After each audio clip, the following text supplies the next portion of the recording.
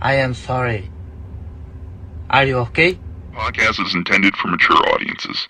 The views and opinions expressed are those of the panelists and do not reflect in any way those of the podcast partners, sponsors, or affiliates. Enjoy. Hi, this is Michael Buffer, and you're listening to the Voice of the People. Let's get ready for Boxing Voice. Every day I'm hustling. Every day I'm hustling.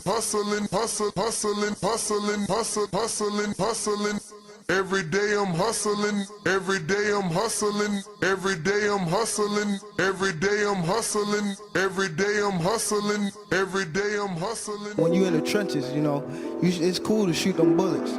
How you gonna defend yourself when them bullets coming back? Davis thought Santa Cruz was gonna fold from his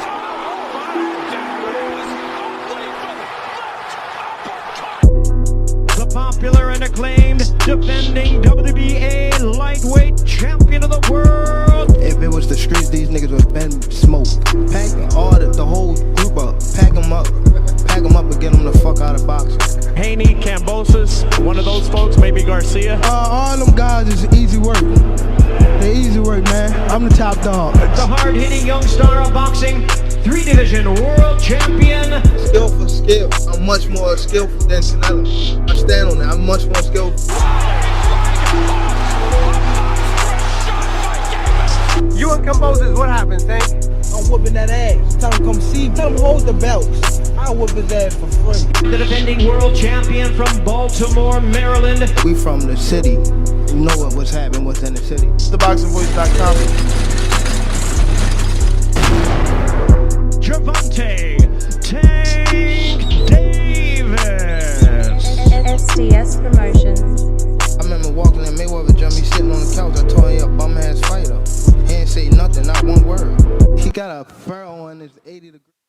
12 years. I never expected it to turn out like this. TheBoxingVoice.com. Shout out to the community, man. I appreciate y'all. What's happening, people? Info Joe, Los Angeles, in the building. Adrian, the problem rolling, the man from the frozen tundra.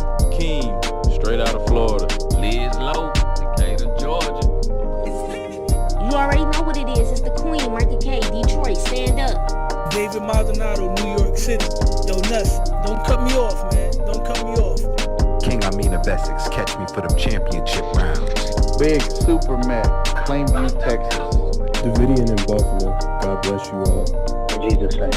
Without y'all, it ain't nothing. Without the callers, it ain't nothing, man. Bad Girl, TKO, San Diego, California. Big Fish, Vegas, Palm Beach, Florida. Detroit, the Incredible, straight out the ATL. James Benitez, Huntsville, Alabama. It ain't hating, it's just the truth. Show Kid, Mount Vernon, New York, suckers. SDS Promotions. Coach Mide from London, UK. Checking in from Tennessee, it's Lethal James, P-A-Y-N-E. It's lethal. Line 6 Reed, just spreading that boots gospel. Bo from Bama, only in America. Well, I'm a true attestation to the American dream. King Born, Crown Heights, Brooklyn. You heard? 4 chicken wings and french fries, breakfast and champions. Let's get to it. JT, New Orleans, Louisiana. Stuff like that. Yo, TVV, this Coach J-Mac. New Orleans, Louisiana, 504, baby. What have you? C, Y, E. California. Like the video, subscribe to the channel, join YouTube members and Patreon for some. This is the #1 pound for pound and 2-division champion, Marvin the Tank Furman from Dallas, Texas. LV Sugler, from DC to Stunt City, Bomb Squad. Brandon Maurice, a.k.a. the AJ Trucking, straight out of Cincinnati, baby. Madbad 100, U.S. Virgin Islands. Chick Chickarelli, Hollywood, California. Louis Reyes, Boston, Mass. Yo, drop that SDS shit, This son. message was brought to you by SDS Promotions. The voice of the people, there is no equal. You can add Nestor Gibbs on Skype to be part of the conversation. TheBoxingVoice.com. BoxingVoice.com. As I always say, please make sure you push the thumbs up. Share this in every episode of the Boxing Voice podcast. This is TBV for life. If you ain't on Patreon, that's because you're stupid.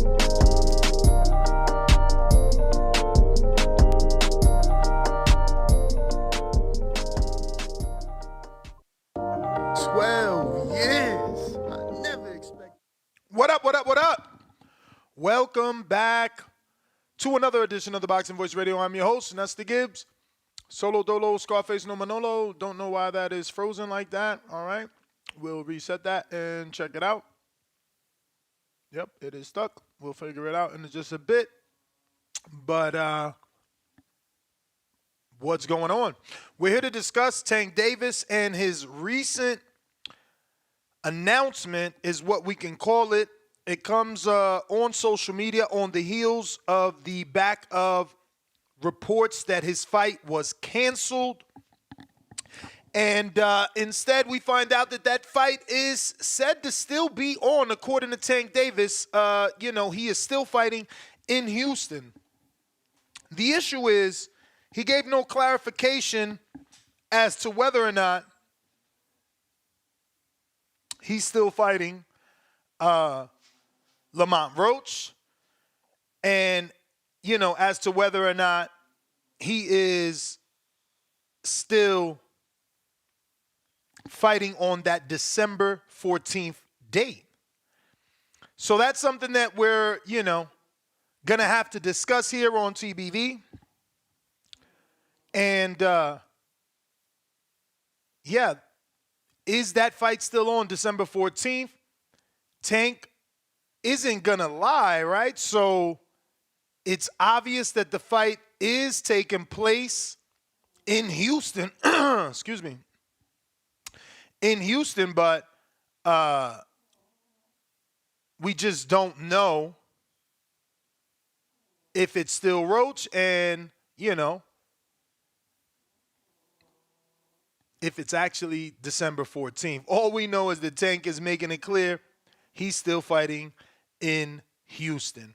Now, the only reason we know this is because someone tweeted on Twitter something around the lines of, why does everyone keep saying Tank Tank fight not in Houston anymore with a new date? And he says, I'm still fighting in Houston. He had a few messages here that we need to screen share. And this is, the response that Tank gave to the individual that's asking why people keep saying Tank fight not in Houston anymore with a new date. So he said, I'm still fighting in Houston. He didn't confirm or deny new date. There are reports that this fight can end up in January now, potentially on the David Benavidez card, making it a doubleheader again.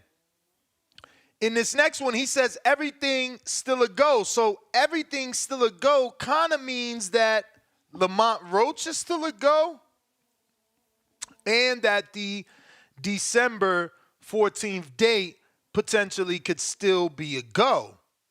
Because, again, everything means everything. So it's unfortunate. This is what I complain about as boxing fans. This is what we're left to, putting together the pieces like a puzzle, trying to fit the hieroglyphics that are, emojis and broken language on Twitter from these fighters. Instead of them just telling their fans who are dying to spend money to see them, go to the arena to spend money on concessions and potential t-shirts, instead of just telling us when they're actually fighting, this is the BS that we have to go through. And I don't even really know what to say. It is what it is at this point. They don't really care about us. And we just got to deal with it. I mean, it's like I said, this Tank December 14th card, I already switched 2 flights because of, the bullshit, right? That is these fake rumors of potential fight dates, potentially switching. We just never know. They leave us in the dark, and we're left to scramble last minute, and it's never a good thing. Tank fight, we know that he delivers, that he puts on a show, and these setbacks are only ruining pay-per-view sales and ticket sales. Now, I know he never really struggles with the tickets, right? He's always a seller. People come to his fights. But, this can hinder some people. Not everyone can just, purchase tickets at the drop of a dime. Some of us need a little bit of time to save up. Some of us need a little bit of time to put things together, so that we can make it out to these big events. But this is the news, man. Not a lot to report. Like I said, Tank coming out and giving us partial clarification. Not a lot of indication as to whether it's Roach and as to whether or not that December 14th date is still an actual date, with heavy rumors circling that, this fight could be potentially pushed to January. And that's coming from ESPN's Salvador Rodriguez, and I'll screen share that tweet. He says if Gervonta and Lamont do not fight on December 14th in Houston, it could be moved to January in D.C. Key days to follow. It is assumed that it is an issue with the venue of the fight. So that's two big-time reporters, right? Salvador Rodriguez is still with ESPN. Dan Bradfield used to be with ESPN. Dan reported the same, that he was told that it was, venue issues, So now we got Salvador of ESPN also saying that he's told it was venues issues. But it looks like we're joined alongside the Hangout Spot's own John Carro. What up, champ? What up? What up? What's going on? Oh, shit. And the King jumped on last minute. What up, I mean? What's good, fellas? What's good, King? Going on? Chilling, man. Chilling. John, what's going on, brother? Just on the talking boxing. Voice Radio. So what you guys think, man? I mean, Tank didn't leave us a lot of information. We're picking up the breadcrumbs, as C-Dub would say. And the only really crumb he dropped, the only clue is I'm fighting. Everything's still a go, which is mixed signals. When you tell me everything's still a go, I still believe it's December 14th. I still believe it's Lamont Roach. Do you guys think everything is a go, or is he still fighting in Houston, but it isn't in December and it is Lamont Roach, or is he still fighting in Houston and it's not in December and it's not Lamont Roach? I'll tell you, man, I guess the right answer to that, Ness, is who knows, man, when it comes to Tank Davis, man. I mean, he moved in a weird way, man. I mean, I don't understand it. I mean, I really don't understand it. But I guess my question to the panel is, was this something along the lines of maybe throwing out Lamont Roach's name out there and trying to check the temperature of the people, maybe? And maybe a lot of people were crapping on it, which is the reason why now they want to kind of go in a different direction. I mean, I'm curious to see what y'all think about that. John, I thought about that, man. They threw out some testers, right. You know what I mean? They went see what it was. They said, nah, this ain't an 8 or a 9. This is about a 6, 5 or a 6. It's not hitting. You know what I'm saying? No ODs. They want a nigga to die in the courtyard. That's where it's strong. And I'm using that because I'm talking Baltimore. I'm talking Tank and his strength. And I'm trying to see as to, why, I wasn't one that was with the fight, because I'm always going to stick to what I call a purist perspective. I want to see divisions cleaned out and undisputed, yada, yada. That's what I'm on. But for the Beltway, I did understand the dynamic. For the area, for the DMV, I understand the dynamic. And it's a real rivalry between Baltimore and Washington, D.C. But the question remained, even with that rivalry, unless you're talking about the federal prison system, why do you have the Baltimore-Washington rivalry in Houston. And I get it. Tank is a big enough fighter, but to me, the fight would mean more so perhaps not just the testers not hitting, not just maybe questions about the opponent. Maybe they keep the opponent, but wait for the venue to make the fight bigger. Tank has already done big numbers in the DC area. So if they bring the fight back to the area, as they call it, I believe it makes more sense.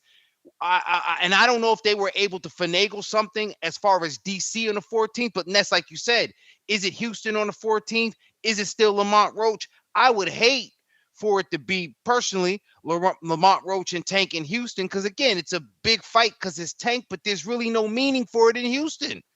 Like, you know what I'm saying? Like, you better off having a Jay Prince or a top-ranked fighter fighting Houston. Like, to me, there's no correlation.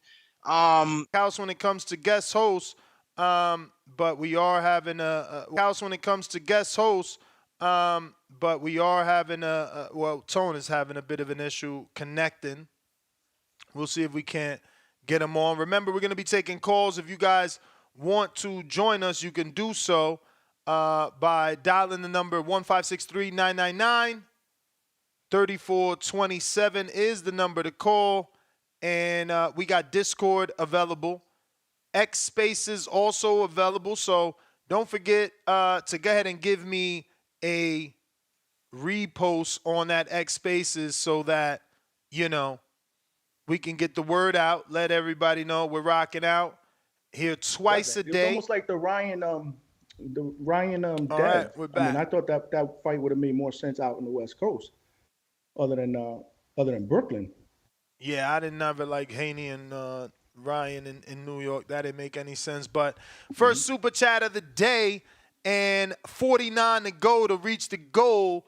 Capo with the $5. He says, 49 to go, Ness, flex emoji. I watched Broner versus Malignaggi. Didn't score it, but I think Broner easily won, in my opinion. Call in later. Hey, you know, I might have to go watch it, right? That was a long time ago. But I know that post-fight interview got, you know, Paulie everything.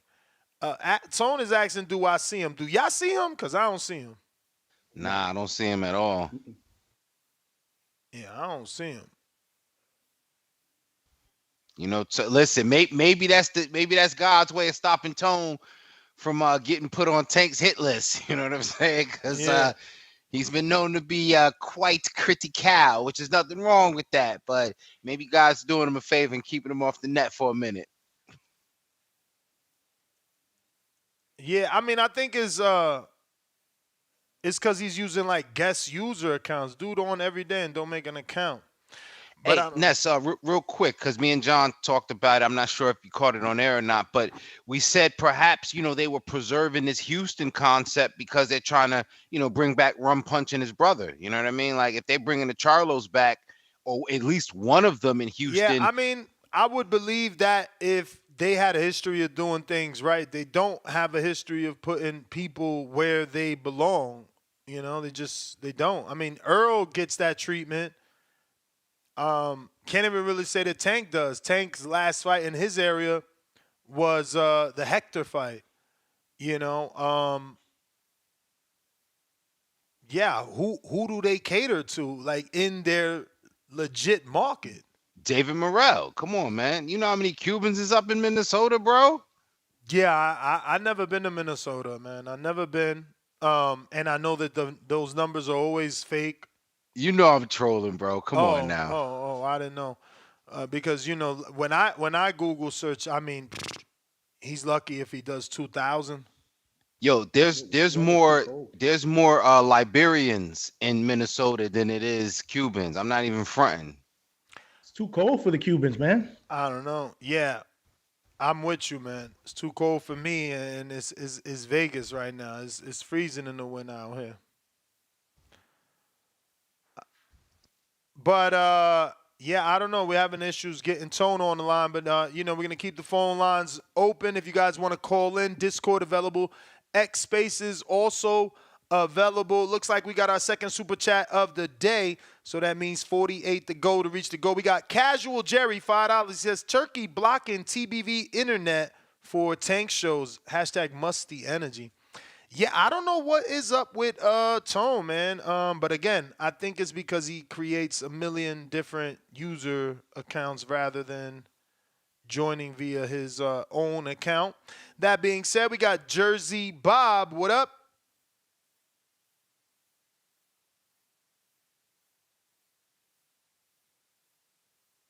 Jersey Bob. Unmute.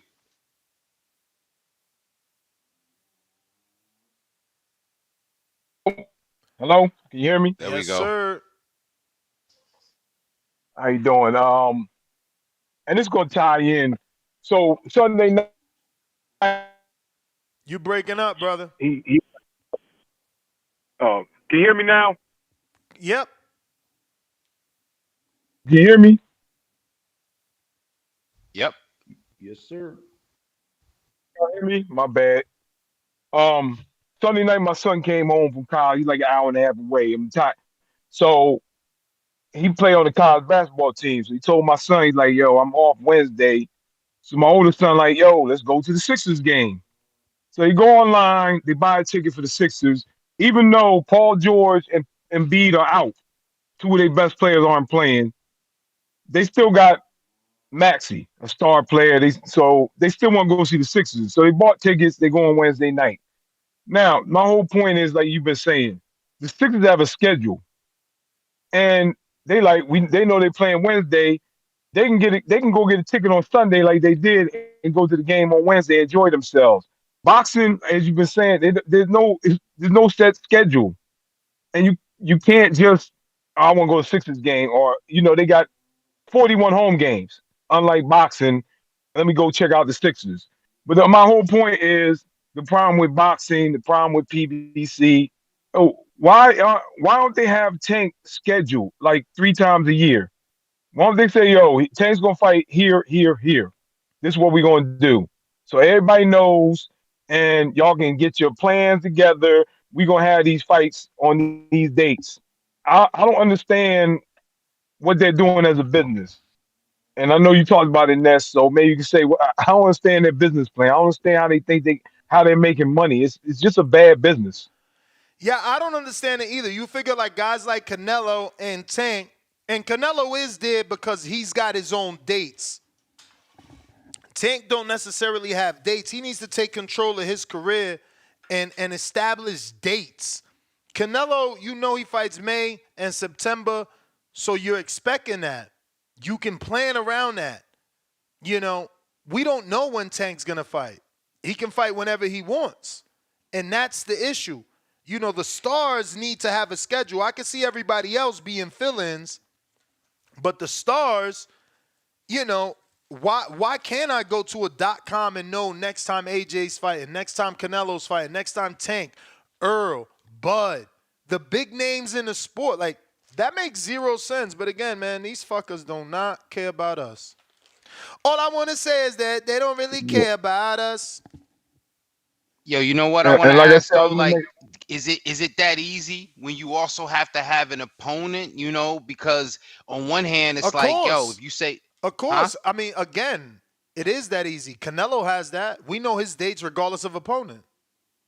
well, again, I'm trying to just be objective so people would understand it. Because if you say, hey, I'm gonna fight 3 times a year, then essentially that's what creates the lottery system. It's like, yo, you know what? Let me see if I can get the June fight with this dude. I gotta go out here and look good. Yep. I have to go out here and fight somebody and look good to see if I can get in. All right, they're not pulling the Canelo lottery this June. Let me see if I can get in September. You know what I mean?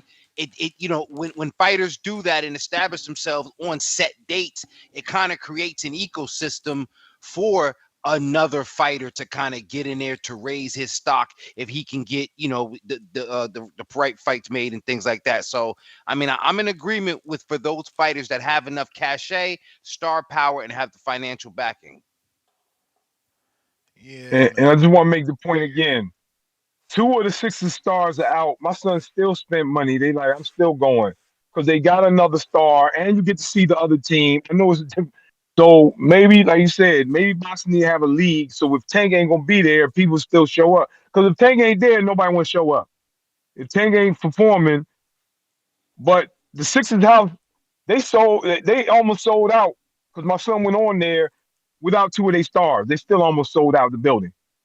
So that's another problem that boxing has. if the main event falls out, or we got to That's cancel the the whole thing. show. That's the thing. That's bad business. The easy way to settle this is each promoter becomes a league. Their stable are their players. And fight nights are not in-house anymore. Fight nights are versus away teams. Like these 5v5s we got. Like it should be. That's how it is. So Top Rank versus Matchroom this Saturday. Next Saturday it's Golden Boy Lou DiBella. The next Saturday it's PBC Dimitri Salita. The next Saturday it's Salita versus Lou DiBella. The following Saturday it's Overtime versus Probot. But they don't want to do that. They don't want to live in this world because guess what? Everybody's trying to build the next tank. And if you bust them down before they build, if you bust they pack before they turn in the tank, they mad. And they don't want that. See, but the common thing with that, Ness, is everything you just said, league against league with all sports, the common denominator is they got a commissioner. Boxing doesn't have that commissioner. You know what I mean? It's almost like, it's a free, every promotion company kind of works in their own way. And we're relying on them to want to play in the sandbox together. And that's what we suffer as fans. So I'm going to read this because my boy Saint, I am always is pushing this idea. He's emailed Turkey Al-Ashik about this idea. I'm all for tournaments. The issue is getting the names in the tournament. I mean, look, he was smart enough not to even put Tank in this because you can't put Tank in a tournament. But let's screen share it anyway. He's saying this is the answer. He's been working on this for some time. He calls it the King of the Ring. It's a 16-player double elimination boxing tournament. As you can see, Haney would be seed number 1 versus Sandor. Winner advances. Josh Taylor, Catterall. So Catterall already advanced. Subriel Matias, he never fought Prograis, but again, this is hypothetical. He would advance. And then those two, those 4 fights would happen and 2 winners would advance. And then those 2 fights would happen. So Haney would beat Sandor. Catterall beat Taylor. And now it's Haney versus Catterall, the way that it's actually working out in real life. Then Haney beats Catterall, and he's sitting here waiting on potentially Kenneth Sims, right? Because Subriel, he would have beat Regis. Then he loses to Isak. But Isak would have to beat Kenny. We got to see how Kenny looks on his Latin night fight. Can he deal with the pressure of Duarte? If he can beat Duarte, then he's a shoo-in to beat Isak. So this one says number 1, Ryan or Liam. And that would be Liam because Ryan is suspended versus Jose. So, I would say Liam has the momentum there. Jose would need to prove that he can do what he did back-to-back. Liam has already proven that. Then you got Hitchens versus Alberto Puello. I would say, I hate to, not ride with my Dominican brethren, but I think Hitchens got it. And then Gary Antoine lost, so I would say Basurro goes there. But I mean, because of this matchup, I could assume he would beat Basurro or But Barroso. also, you Barroso. keep calling him, you think so lowly of him. Yeah, I mean, it's Barroso, so I think he would beat, Antoine would beat him. And then Jermaine Tio, and that happens, so Tio advances. So it would be Tio Antoine. I think Tio beats Antoine, so shit, it would end up being Devin and right? No, because Tio advances to this one, and then Devin is sitting here waiting on this one. So then it would be between Regis, Subriel, Isak, and Kenny Sims to end up fighting Devin. And down here, it would be the same. It would be, potentially Liam Pardo or, I'm picking Liam. So it would be Liam versus Hitchison winner fights Tio. Then Tio versus Hitchison, Liam winner fights the winner of Devin versus, the winner that could potentially be either Kenny Sims or Isaac Cruz or, even a Sabril Matias. Then they finally meet, and he even made a winner of losers brackets. So okay, this is new to me. Do you guys understand what this is? Because you're So the winner. Okay, so the loser would fight who? Because it to an says, elimination. but who? Right. Where do you find him? I guess you have to It says go off winner of of losers bracket and loser of 30 if necessary. Where's 30? Oh, wow, he's got fucking multiple rounds down here. Okay, so this Ness, is if the I can say something, um, like I said, I coach basketball, so it's like we go to a Christmas tournament and you can lose, but you still get to play. So you like guaranteed 3 games. That's what they trying to do. So if you lose first game, you still in the bracket. You in like the losers bracket, but you still get 2 more games. And if you lose twice, you still get a third game. So that's what he's doing because that's how he would get the fighters to come out. If you lose, you still fighting. yeah. I mean, there's a And then, lot of and then you money get in the that winner tournament, of though. the losers bracket. That's a lot of money in that tournament. We're talking about 16 sexy names. I mean, the least appealing name is Barroso and Kenny Sims. But if you offer them, if they lose, they still make money. Then you would get people. That's how you would get everybody to come out. They're like, all right, I lose, I still am guaranteed these fights. So they might Yeah, say, but all think right, I'll about it. go out there. But If I think lose, about I it. still get on TV. But think about it. You got Devin that 3 million isn't enough. So, even if you could get him to agree to 3 million, in the second round, he's got to fight Jack Catterall. Is he taking another 3? Cool. You got him to somehow take the first 2 fights for 3 million a pop. So in the 4th round, is he taking 3? In the championship fight versus Tio, is he taking 3? And then you giving him 3. Sandor's looking at you like, what the fuck? Tio's looking at you like, yo, he got 3? I undisputed, I unified first. Like, this is no different than the video game, dog. These dudes gonna have, pissing contests about who's better and who deserves more. But let me get to some other callers. All right, thanks for letting me on. Have a good night. You the man, champ. Pop, what up? Right? Wait, is this Pac or is this... I'm going with Pac. I'm not sure. Yo, Pac, what up? Yo, Pac, what up? 1, 2, 3, check. What up, brothers? Shout out the whole TBV community. Who you got joining you right now? Is it John Humboldt Carro Marco? from the Hangout Spot. I mean, from the championship rounds, and myself. Mhm. What up, gentlemen? Howdy afternoon. Shoot, man. I was trying to call in yesterday for yesterday's show because it was so good. You guys had fucking Blair the Flair Cobbs and my boy Bill Haney. Off rip, I want to say let's make that fight happen. I know it's so hard to fucking make fights happen because I can't even begin to imagine the logistics behind fights, like, getting the arena, blah, blah, blah, blah, blah. But the demand is there. I'll watch it. If Blair and Devin want to run it. And not only that, Two-Tone, the superstar, he brought up a great idea on one of his YouTube live streams. We need Devin Haney versus Rolly Romero back in the Bay. That's right. Back in the Bay. I was hoping to get this call off yesterday when Bill Haney was here because he was here, and I wanted to tell him that we need him back here in the Bay Area.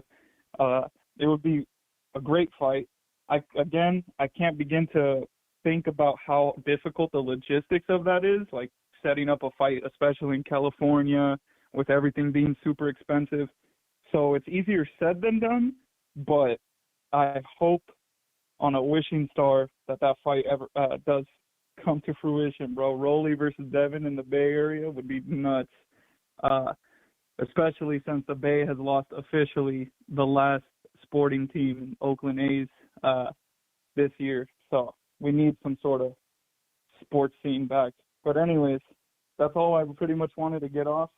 In regards to the topic today about these fighters, I do think they will throw like pissy fits once they get through round 1, round 2, round 3. I can see it now where fighters are going to be demanding more or less. And although I do agree with that, I think the demand from the fans is going to be super high that the money will be there, even if it's back-end money like pay-per-view.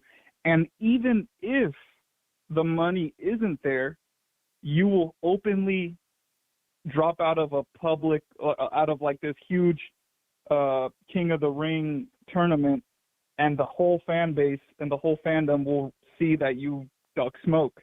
And yeah, you can be like, oh, well, it's the money. Doesn't matter. You signed up for that tournament. Let's make it happen. So that's just how I see it. Boxing's got a long, long way to go, but more recently we've been living in a great era, so I think it's going in the right direction. Shout out Turkey Al Sheikh. Shout out Al Heyman. And that's it. Praise Jesus. Let's go. Amen to that, man. Horrible news. I know someone, told me about this morning. I wasn't able to confirm it until now. And I'm still not able to get good details. Like, I don't know how or why Alonzo Butler passed away, but he was only 44 and passed away. I met him as a sparring partner to Deontay Wilder. He's only 44. That's younger than me. I don't understand. The fuck? And it doesn't say what he died from. But we're going to do a 10 count, man. As I knew this man, I interviewed him, and I remember Wilder was trying to get him the Dillian White fight, Once upon a time, Wilder was like the shit. And he's like, oh, Dillian, you want to fight me? Fight Alonzo first, man. Fucking life is so unfair. So unfair. Let's do the 10 count.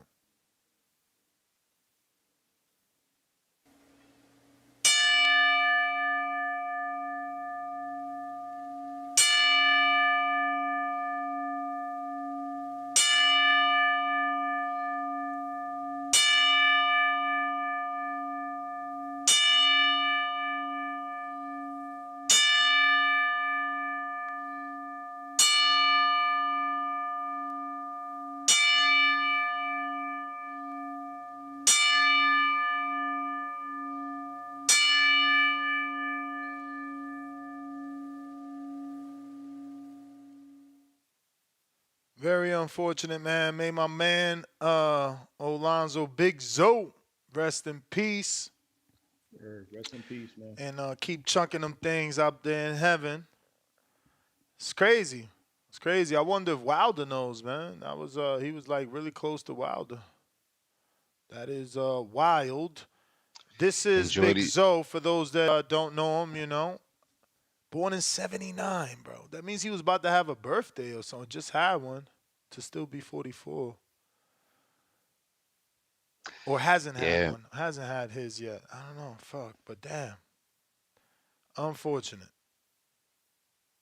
I was gonna say, man, just that's why we don't know the circumstance of it, but life is short. You never know, man. So please don't hold grudges. Don't waste no energy doing no bullshit. Maximize every day, man. For real. Facts. Bro, Jay-Z said, "You be saying I was just with him yesterday," and honestly, I was just with him yesterday, bro. That's crazy. Unfortunate. El Tanque, what up? Condolences to his family, man. Yo, what up? Can you hear me? You know it. Yeah, rest in peace. I don't know who the man was, but it's always a sad day when someone passes away, bro. Hey, I like the tournament thingy, bro, but I want to throw in two guys in there that you haven't mentioned. I think highly of them, bro. Let's replace Barruso with Andy Hiroka. Hiroka just beat the shit out of him. It's Yeah, another fucking I like yeah. that. It's a dark horse, bro. Some of these were old, as you can see. The Catterall and the Taylor fight already happened. The Tio and somebody else fight had already happened because he's been working on this for a while. You know who else I want in there that no one's saying his name? It's Lindolfo. Throw Lindolfo de Gallo in the mix. I like that, man. Lindolfo's 29, 30. He's a very good fighter. I don't know why. Well, I'm not gonna say I don't know why because he did step it up. I would even throw Brian Flores in the mix. You know, people don't know who he was or before he fought Lindolfo, but man, that dude is a dog. Y'all like that? Y'all like them come forward fighters, aggressive dudes? I strongly agree that he beat Lindolfo in the last fight. That dude is very good. Throw him in the mix as well. Lindolfo and Hiroka, man. 140 is kind of packed, bro. I mean, a lot of these fighters don't have belts, or you guys don't watch them, but goddamn, bro, they're really good. They're really skilled, and they're a threat to everyone.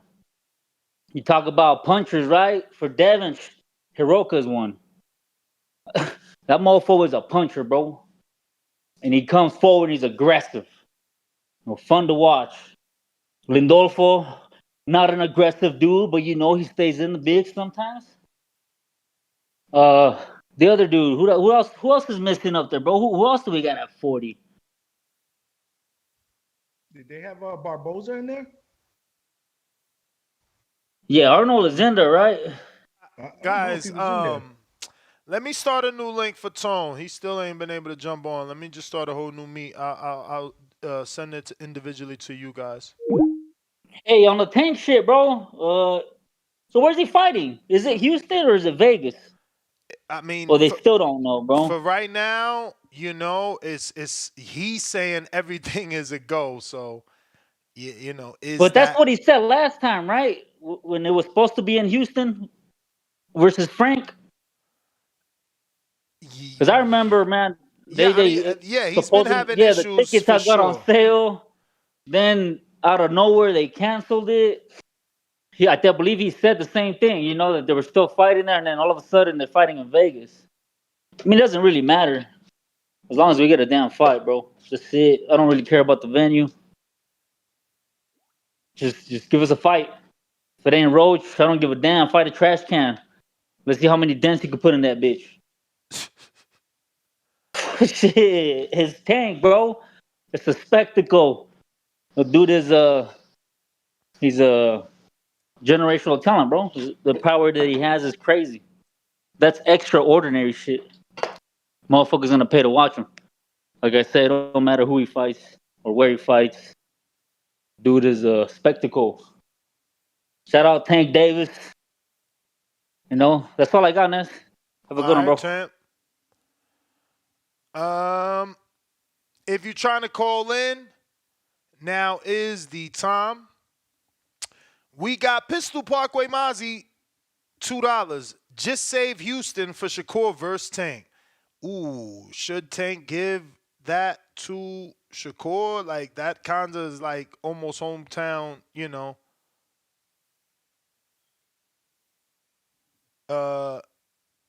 Hometown advantage. I don't know.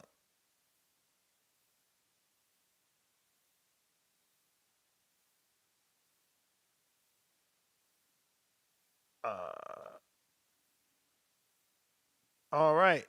If anybody is trying to call in, now is the time. We got Dom on the check-in.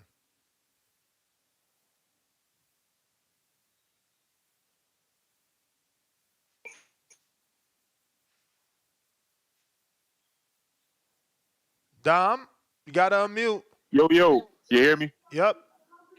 What up, Ness? What up, everybody on the panel? First of all, I want to say it was a great show yesterday with Bill Haney. I was busy. I wish I could have called in, but that got me through my whole shift today. It's always good hearing what he has to say, and it's been a while since he's been on the platform for the most part. It was a good interview except for Punch Drunk. That guy is a total clown. Clearly he's a content creator, nothing more than that. If you hear from him, hopefully it's a pre-made, scripted, something to sensationalize the sport of boxing. But when it comes down to actually speaking to those he criticizes, he has nothing to say at all. He needs help. He needs to do his research, and I hope I don't hear him on another show again, unless it's with Bill Haney and he gets cooked again. Other than that, he's pretty much just an embarrassment to this good sport. But yeah, as far as Tank goes, I'm looking forward to it. December, January, I'm not gonna make a big deal out of it. It's been a while since we've seen him anyway, so let's make sure they get the right opponent and get the production right for his return. But that's it for me. I'll rest in peace to that fellow you knew, and yeah, keep it on. Peace. What up? What up? All right, Dom, appreciate you. I don't know. Tone having some issues, man. My man still ain't get in here.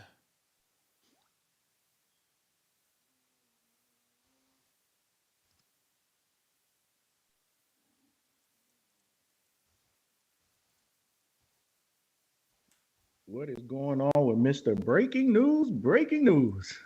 I don't know. But we got Mad Bent, $105.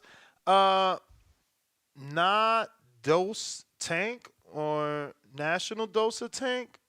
What the hell could NDT stand for? What do you call Lamont Roach? Future star, Tanquil Winter. I don't know. Saint with the $20. Hashtag TBV3 boxing gloves. Saint is the one that made the bracket. Hopefully that gets picked up. That would be dope. How long would that take though, right? That's the same thing I was 16 thinking. fighters. How many fights is that? And then he's got losers brackets. How many years does that take? And then you got to consider injuries, because that's the biggest issue. Like in the World Boxing Super Series with Andre Ward, Alan Green was a replacement. Someone got injured. Then you got to remember Andre Durrell got like a brain aneurysm or brain bleed from the Abraham whatever fight. What's his name? Arthur Abraham. Yeah, Arthur Abraham fight. So, injuries always happen, and people pull out for big fights. Like Tank is not in there, right? So what if in this scenario, Tank is like, yo, T, I'm actually give you that shot. Now he jumps out the fucking tournament. You got to lock these guys in. Nah, in theory, that bracket is popping, but to your point, man, it's complicated. Oh yeah. And you know how the fighters are gonna make it complicated with some of the shit you said. Who's Michael Johnson? The track star. That's a track star. Musty energy. That's a track star. Is that your alias? See, no wonder you couldn't get on. You know how many times I deleted Michael John? I'm like, what the fuck is this? Oh, so you thought I was the fucking feds, bro. That's nasty work right there. No, I'm just saying like earlier I seen it in one of the calls. I'm like, all right, let me just clear out all these names to see if I can actually get this shit to work. But you jumped on, man. Let's bring you on the stage. What's up? Was you there? Yeah. Ladies and gentlemen, Michael Johnson. Oh, he's in the building. He's in the building. So what up, man? I mean, it's the Tank Show. We waiting on your hate. Oh, man. Chill Killers in the chat, man. Chill Killers in the chat. So it's a go back in Houston, huh? We don't know though, right? Like, how do you the king of Twitter? How did you decipher it? Because for me, he's saying to that fan, right? Let me pull up that tweet. He tweeted a fan and said, "I'm still fighting in Houston," which doesn't mean I'm still fighting Lamont Roach in Houston. It also doesn't mean I'm still fighting Lamont Roach in Houston on December 14th. It just means I'm fighting in Houston. ESPN Salvador Rodriguez is reporting that potentially this fight could land on January. So it's like, what is he saying? Then he got another tweet where he's saying everything's still a go. So is everything? Does that now mean that, yes, Lamont is still the opponent and he didn't care about the backlash on social media? does it mean that December 14th is still the date and that Houston is still the place? Like, what does everything a go mean? I think he's still fighting in Houston. Imagine a perfect world where we get a Shakur Stevenson announcement. Imagine that. That's too perfect, Tone. I doubt it, but I love your way of thinking. I mentioned that too because I said, yo, it should be a top ranked Jay Prince affiliated fight if we're gonna bring him out in Houston, or it should be one of the Charlos if it's gonna be in Houston. It just doesn't quite track for me, Tank in Houston. But Tone, am I right or wrong? It used to be Arizona, especially around football season. Houston is the top kitty cat. So Yo, let me the money and infrastructure. Yeah, Houston got that work, man. It could be ego involved in this situation. It could be ego. I just got done talking to Ryan, by the way. He said he's starting camp. He didn't answer the other question. Let me show this since you gave me the Ryan pause here. We got Ryan Garcia trolling the Haneys. Hey, Bill Haney, happy Halloween. Love you so much. I got something to really scare you. Yes! Oh! Yes! Yes! Yes! Back.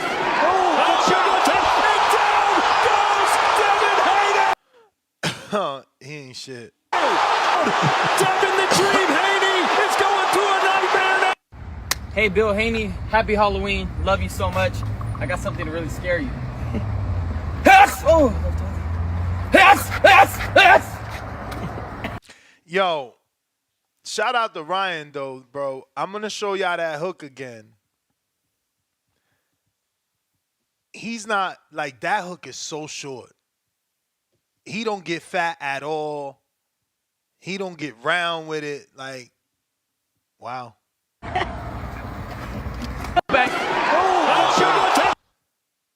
Is nice and compact. I want to see, can he replicate it, man? Is it Osterine or is it not? You know, man. We done seen that man before use that left hook like it was nothing, man. That's the Jordan fadeaway. Not on the high level. Not on the high level. We have. Who, Ryan? Yeah, who did he do something to with that hook on the high level outside of using Osterine with Haney? He's never hit. He's never hit anyone on a high level. He didn't land that hook to the body against Luke Campbell. I mean, again, Campbell's not even a world champion. He retired a gold medalist. Shout out to him. You know, amateur accolades are always good, but this the pros. You know, he didn't even land that hook on Tank, which is the elite fighter. And then when he landed it on Devin, it's tainted. He's dirty. You know, he was contaminated, so is what they say. So when has he landed on to go wasn't elite, and he couldn't even stop him. He landed that on Devin Haney. Devin Haney, according to Floyd Mayweather, was shooting a bow and arrow jab. That's according to TBE. I mean, you know, TBE also told Ryan to come in overweight. You know? Allegedly. No. He took a picture going like that, 3 pounds. Remember? So that could have been 3 million. Floyd wanted him to lose because, you know, he felt like Dev and Bill was jocking their flow. You know that. Come on. Anybody with a blind man could see that Floyd didn't appreciate that Devin was getting the Floyd Mayweather treatment. He was being considered the next Floyd, and it's not his son. So it's like, and then on top of that, you got Bill talking about Devin was the last one to whoop him. So, you know, Bill and Floyd obviously don't like each other. But anyway, let me get to Big Gooch. I mean, you want to say something when you back because, you know, I took you off screen. Big Gooch, what up? Yo, what up? How the audio sound game? Street. Yeah, man. Shout out to Tony the Superstar. Shout out to me the Essex. And who else you got on the panel right there next? John Carro from the Hangout Spot. You sound a little muffled, though. You sound a little muffled. Make sure your mic is clear. Oh, bad. 1 second.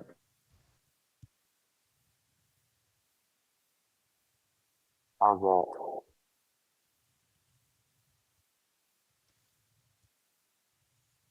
Game? Yeah, I think. Alright, man. Anyways, let me just get off. Um, yeah, man. Two-tone, big news. We breaking it here on TBV, man.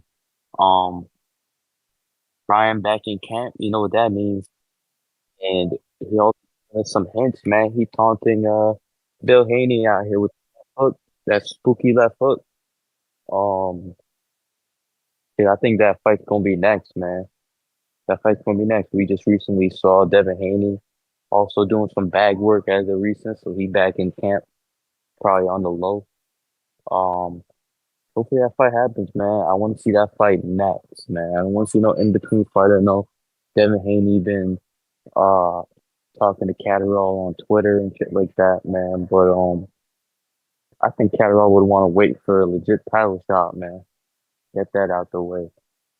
Um, but yeah, man. Hopefully we get that fight. That's a big fight to be next, man. They seen the numbers a bit when it happened the first time, so it makes sense doing it again, man. If any correct that wrong too, it's gonna be crazy for his brand. You gonna see the numbers, the price gonna go up. But yeah, man, onto Tank. Let's fucking go, man. We in here. We back in Houston. I really think this fight might happen in 2025, but either way, I mean that's a what 3 weeks after December at most. So I mean we're gonna have it shortly right after December if we don't get it at the end of the year type shit. But at the end of the day, man, we sharpen them tools. And while these scary boys staying inactive, man, we out here like a machine, well oiled. We ready. When the fights get made, you know who's gonna be on the canvas? Two-tone. We wait for that rematch from your boy, and we gonna put him down at 140. You heard?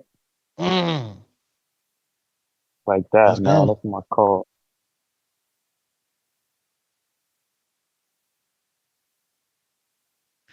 I wonder if Gervonta Tank Davis fans like believe they own BS. What you mean? Like whatever Tank says, that's the narrative that they go with. Like Tank says go left, they all gonna go left. Tank says go right, they all gonna go right. Like there's nothing objective at all with a Gervonta Tank Davis fan. Like nothing at all. Never held accountable. I mean, it's like He's an that for attraction. most, though. It's like that for most fan bases. You know, you don't get not a lot of non-biased fans. You know what I mean? Well, Canelo fans are like that as well, but Canelo has earned. Canelo started out with legacy. Gervonta Tank Davis is being a fake Canelo with zero legacy. Like Canelo can say, I can retire today and I don't have to fight David Benavidez. I got Triple G 3 times, Bivol, Floyd, Mosley, Cotto. Gervonta going to say, yeah, I fought Ryan Garcia. There was a clause in that. Lamont Roach, a brought up pro box fighter. Like, yeah, but I made a lot of money and my braids is clean. Like, what y'all niggas got to hold y'all head on? Y'all should be disgusted, bro. Don't turn into the worst fan base in boxing. They holding their head on the youngest in charge, man. The youngest getting the bread. Nobody getting money like Tank at his age. Great, bro. Great. You get enough money till you get enough money. Yeah, I mean it's never enough. Yeah. But after the money, the fans can't spend that money. Like if Tank was in Wall Street, yeah. But the fans are happy. I don't understand what you are unhappy, but his fan base is happy. That's why it moved from 200,000 to 350,000. His fan base is happy. That's why he sells out his arenas. His fan base is not only happy, they're excited because he's one of the few fighters that has $5,000 tickets. You do know that, right? That one seat costs $5,000 at a Tank fight, right? Yeah, and that's cool. That's cool. No, it's that's no, cool it's on the not, business end. Soulja it's Boy actually went not. platinum. It's actually not cool. It's actually amazing. It's actually amazing. Nah, like that's you're not cool. understanding. One seat, like one person's ass in the chair is $5,000 at a Tank fight. That's cool. I mean, that's cool. Like Soulja that's Boy, he unheard went of. platinum. It's unheard of. No, Soulja Boy is a one-hit wonder. Can't compare him to Tank. See, we disrespected Soulja Boy. You can't compare him to Tank. Disrespected. Tank is hit after hit after hit.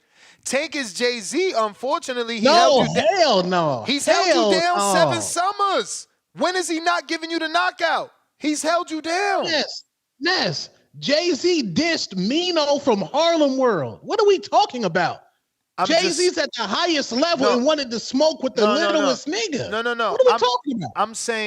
I'm saying Jay-Z in the sense of holding you down for 7 summers, holding you down for the big fight, holding you down for the event, holding you down for the fight party. No, in a war of engagement, my brother, you want to smoke. So Shakur's more accomplished than Tank, in your opinion, right?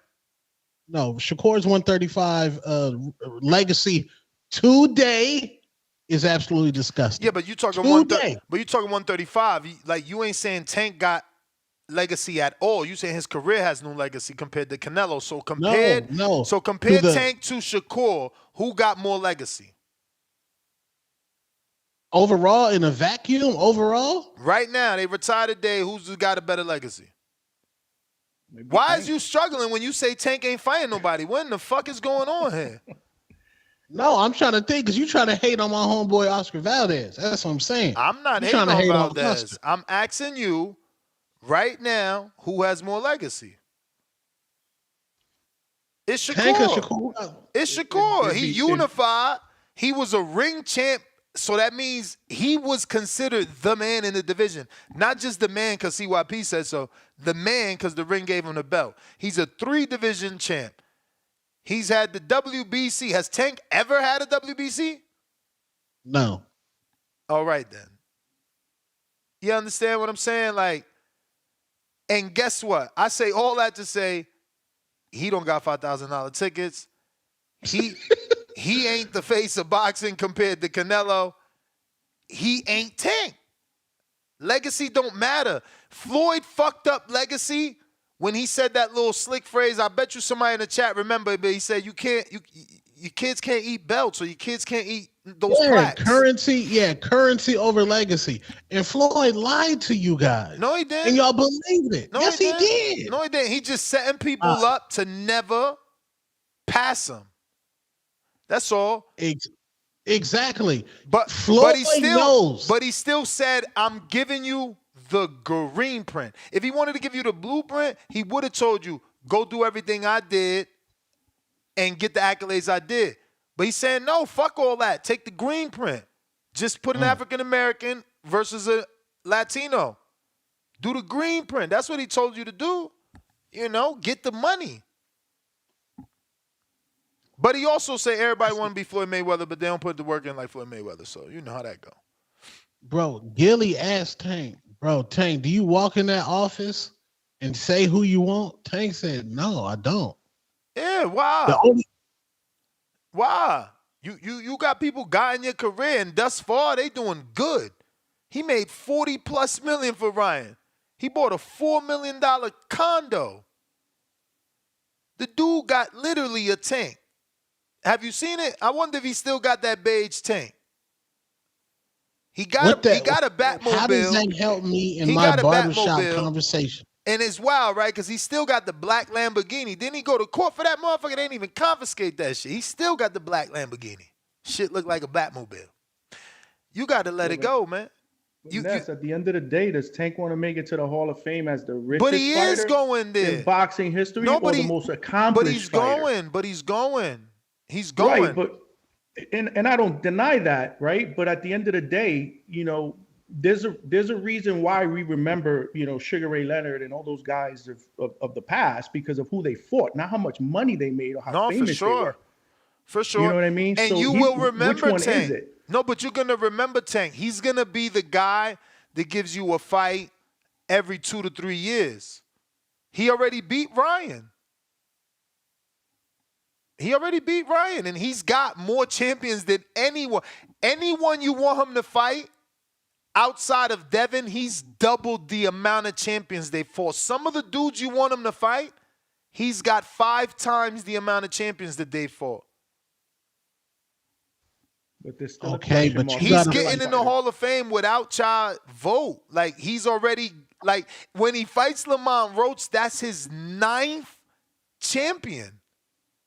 That nobody asked for. Nobody asked for that. And don't get me wrong, y'all got me confused because a lot of y'all's emotional. Y'all got me confused at me saying that Tank is trash. I know nobody can fuck with Tank at 135. Let me say that again for the simp ass, slow ass niggas in the back. I know nobody can fuck with him at 135, but he has to fucking prove it. This is why we're critical, because we want to see him against the big names, because he should be in there against the big names. He can beat the big names, but there's still a question mark. And at the end of his career, we don't want any question marks. We don't want anybody to say, well, he was a great fighter, but he didn't beat Teofimo Lopez, or he did not beat Devin Haney. We want to be able to say he fought those guys and he beat them, because I know he can. To Tone's point, I don't shit on Tank. I'm a Tank fan, which is why I'm so critical of him. The way he moves is frustrating, man. He moves in diva mode. Like with this whole shit, it's frustrating. Like you can't even plan a weekend, a flight weekend. Nope. Because we don't know when he's gonna fight, who he's gonna fight. I mean, he's still he's still under 30. He hasn't taken full control of his career yet, and that's why we got these issues. And also there's a lot of rumors that Al is not around, so things are just not running smoothly. Let me slide in some callers. I got Tyron. What up? Yo, so many excuses for this guy, man. Like, I like Tank, and I'm a Tank fan, but listening to Tank fans and people talking about Tank in general, it's not saying well, man. Like, we bring up how many tickets Tank done sold, the money wise, this and that, but that doesn't matter. What are you doing for the sport of boxing? I understand you are an attraction, you are an event. I understand that, but to be compared to Canelo and your name and the likes of a Canelo is very disrespectful to the sport of boxing, because he hasn't done what Devin done. He hasn't done what Teo done. You still have guys around your weight classes is doing more than you. But since you're the popular and everybody's saying, oh, Tank makes the most money, so he's this, he's that, it's like, come on, man. We're looking over the guys that's honestly putting in work. And people say, oh, Tank can beat these guys, can beat this. Honestly, I can't say he can beat them. I can't say he can go up to 140 and beat T.O. I can't say he can go up to 140 and beat Devin Haney. In his last couple fights, Tank gets touched up a lot. And he banks on the knockout. So what if he don't get the knockout? What if Devin or T.O. or these guys banking the rounds and if he don't get the knockout? So to me, Tank is a very, very good fighter. And I'm going to leave it at that because he hasn't shown his greatness. We bring up Ryan Garcia, who he brought up in weight, who he rehydration caused and weight drain. So that's tainted already. So who else? I can put in Barrios. That was a good win for Tank. Going up to 140 and getting Barrios out of there. I like that fight. But you're talking about Lamont Roach, who's a champion, who he's bringing up. Hector Garcia, who's a champion, who he's brought up. If Tank is this guy, which everybody think and believes, why come you don't go and put yourself in the positions to show that, Tank? You're the A-side, you're the man, so make these type of fights. But like Tone said, he goes in the office and he don't ask who to fight. They just give them to him. But it's the narrative that's being put. I got to play devil's advocate here because Tank is doing nothing different from what Canelo did. Canelo brought like 3 people to 155. Champ, I understand that, Champ, but how old is Tank right now? 30. About 29. 29. But 30, right? Canelo at age 30, how many champions had Canelo fought and beat? I don't or know, pound for but pound fight? Tank has 9 what? champions with Lamont that he beat. Okay. But champ, did we ask for Lamont? He's bringing Lamont up.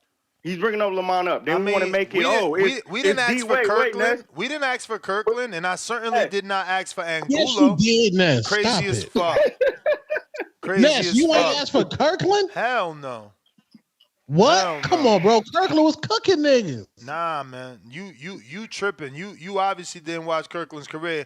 When he fought, man, get out of here. When he fought Canelo, he was already done. He had already done. We didn't ask for Amir Khan. We didn't ask for Amir Khan. We didn't ask for Roach. We didn't ask for Hector.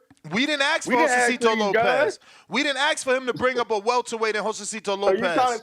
So you trying to justify Tank? That's what you're trying to do. No, I'm telling you, Tank learned. I'm telling you, you, Tank learned from Canelo, who learned from Floyd. No, man. Ness, he learned. He learned from Floyd. Floyd said it. Take the most with the less risk. Nah. Tank was brought up in the Mayweather program. Tank learned from Floyd, and just like Canelo. And that's it. No, and he learned from both of them. Finally doing what Floyd doing now. No, he learned from both of them. Doing what Floyd doing now. He learned from both of them. He learned from both of them.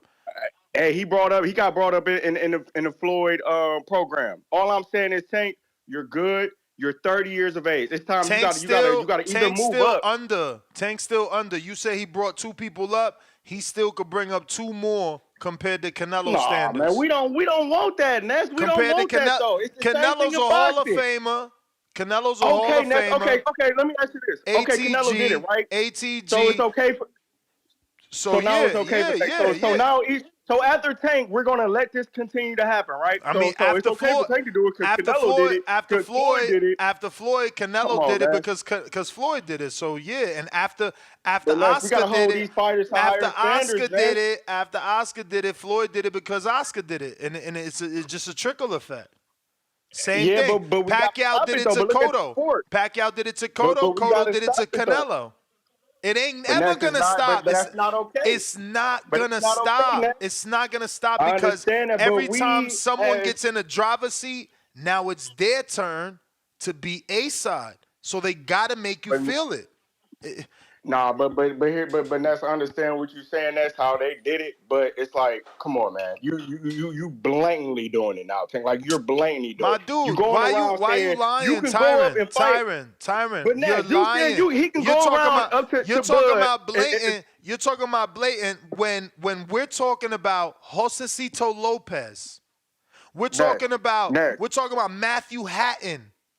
We're talking about Alfredo Angulo, Islandri Lora, no other fighters, Miguel Cotto. The man couldn't get contender. I don't care about Miguel those Cotto, Amir Khan. Like I don't care about that's how many dudes he brought up. That's how many dudes he brought up. But you love Canelo, but you in here crying about Tank. Tank is 30 years old, Nash. We're about to get Lamont Roach. Canelo's 34. Canelo's 34, and you're right. And at 30, he was fighting. He got more. Okay, so who's fighting better competition? He got more fighters. He don't even belong in the same sentence. Thank you, Two-Tone. I don't even know why y'all continue to keep putting these guys in the same sentence. Tank ain't do nothing to be put in the same sentence as Canelo. He obviously did something. He got you riled up. Because the sport of boxing is so terrible right now. No, because you biased. Because you biased. You want to nitpick on Tank, but you ain't nitpicking on Canelo. What am I about to nitpick on Canelo right now in the stage of his career for? Because he's not fighting David Benavidez? That he picking and choosing what 75-pounder he want to fight. Same thing fucking Tank is doing. Stop being a hypocrite. He deserved it, man. He put in the work. His legacy. What has Tank done? To deserve to pull up these guys. Oh, man. So let me ask you a question. Let me ask you a question. You can't do that. Let me ask you a question. Who justifies who put in enough work? Who gives the fighter the blessing to say, hey, you done enough work? No. Hey, you done enough work, so now you can do whatever you want. Who gives them that blessing? Tell me, so we could ask them. He undisputed, bro. You look at the resume. It's already explained. You ain't My gotta. dude, If you gotta question that, that's then not even yes, an it's fine. answer. But look at That's not even an resume. answer. That's not even if an you answer. ask anybody, look at the resume. Next, Tyron, that is not an answer when you got Jay Will that calls into the show every day still wanting Canelo to do something. So that your answer of look at the resume. He must have just got on to the sport or something then. Because anybody that say Canelo needs to still do something is agnostic. Yes, and you can agree with that. That resume. Come on, man. We really doing this? Two-tone over here trying to change sides, but just a few hours ago, he was sitting here saying differently, you know? Again, I just saying about Tank to be in there with these these fights. I told you, bro. Canelo, realistically, you said Canelo's on his soft tour. You said he's no different than Floyd doing the Berto, but now you sitting here tag teaming with Tyron like he fighting the toughest. But come on, but no, man. Canelo he is in the soft area. That motherfucker had 4 Bertos already. Ryan Rhodes was what's that dude named? Ryder was a Berto. He ain't even a fucking Berto. Berto won a world title. Like Tyron, I gotta get to callers, bro. Peace. Tip, what up? Like, yo, my man been on his Berto run since John Ryder. Then he's like, yo, I'm still on the Berto run with Jaime. Yo, I'm still on my Berto run with Berlanga. Hey, yo, I'm still on my Berto run. I'm about to fight Eubank or fucking Chris and Billy. Like, bro, like, come on. And then we ain't factoring in the 5 fights that he got from 155. Then we can factor in the fucking rehydration clause he got at 75. Like, let's stop acting like Canelo perfect. Everybody do this shit. Tip, what up? Doesn't make it right though, man. I hate Canelo for doing that shit, man. He shouldn't be doing that. Y'all out here wilding with this Gervonta break the bank Tank Davis talk, man. Really. And then at that, man, the Soulja Boy disrespect Ness. I'm sorry, but you're gonna have to stop that. Like, one hit wonder, you out your mind, bro. You out your mind. You really out your mind. Bro, don't nobody in my circle ever play Kiss Me Through the Phone. Nobody in my circle ever play fucking Superman that hoe. Fuck out of here. Crazy how y'all was out here wilding, man. Y'all was little kids at parties with fucking balloons and stuffed animals. We wasn't doing that. We wasn't doing that. Respectfully, Ness. Nobody was fucking with Soulja Boy. He's a cornball. Every hood he tried to go into, he got slapped. Man, I don't even follow that. No, Soulja Boy wanted to fight. You got Soulja Boy fucked up. Man, get the fuck out of here. I've been seeing hella videos of him getting smacked up in certain hoods. Chris Brown didn't want to fight Soulja Boy. What are you talking about? I wouldn't give a fuck Chris about Brown. Talk to me about the video. Talk to me about the video where he got smacked up by that dude in the hood. Talk to me about that. That was a long time ago. A long time ago. That don't change. Don't nobody remember that? Ain't nobody ever gonna have a video of Ness getting smacked without Ness jumping on top of you trying to hit you with something. All I know is I'm cutting you something. He got smacked and was like, man. "What's wrong, blood? Come on, blood! Like, get the fuck out of here." Niggas try to run up at Soulja Boy house. Niggas try to run up at Soulja Boy house. Everybody got guns at their house, man. Everybody got guns at their house. It don't matter where. It don't matter where you at. It don't matter where you at. It matter how you move. When he wasn't at his house, how he was moving. Respectfully, he went to Chris Brown hood and he was looking for a fade. Man, he was looking for 50 to make the fight. Come on, dog. I covered that shit. Yeah. He wasn't looking for a real fight. He was looking for 50 to make a pay-per-view. Soulja Boy skinny as hell, smoked out. Y'all put your money on him. Y'all really don't know boxing. Really. Man, you don't know what you're talking about, man. My dude. As an honorary member, Chris Brown is a dancer. That alone shows his athleticism. Fuck you mean? Fucking Soulja Boy can't even tie that do-rag straight. Fucking silly. You act like because a nigga could dance, he can't get his ass beat. I ain't say that. Moves ain't gonna save you. I ain't say that. I say he more athletic. I say he more athletic than Soulja Boy. Man, get the hell out of here, man. Look, hey, matter of fact, Ness, respectfully, sagging ass that pants.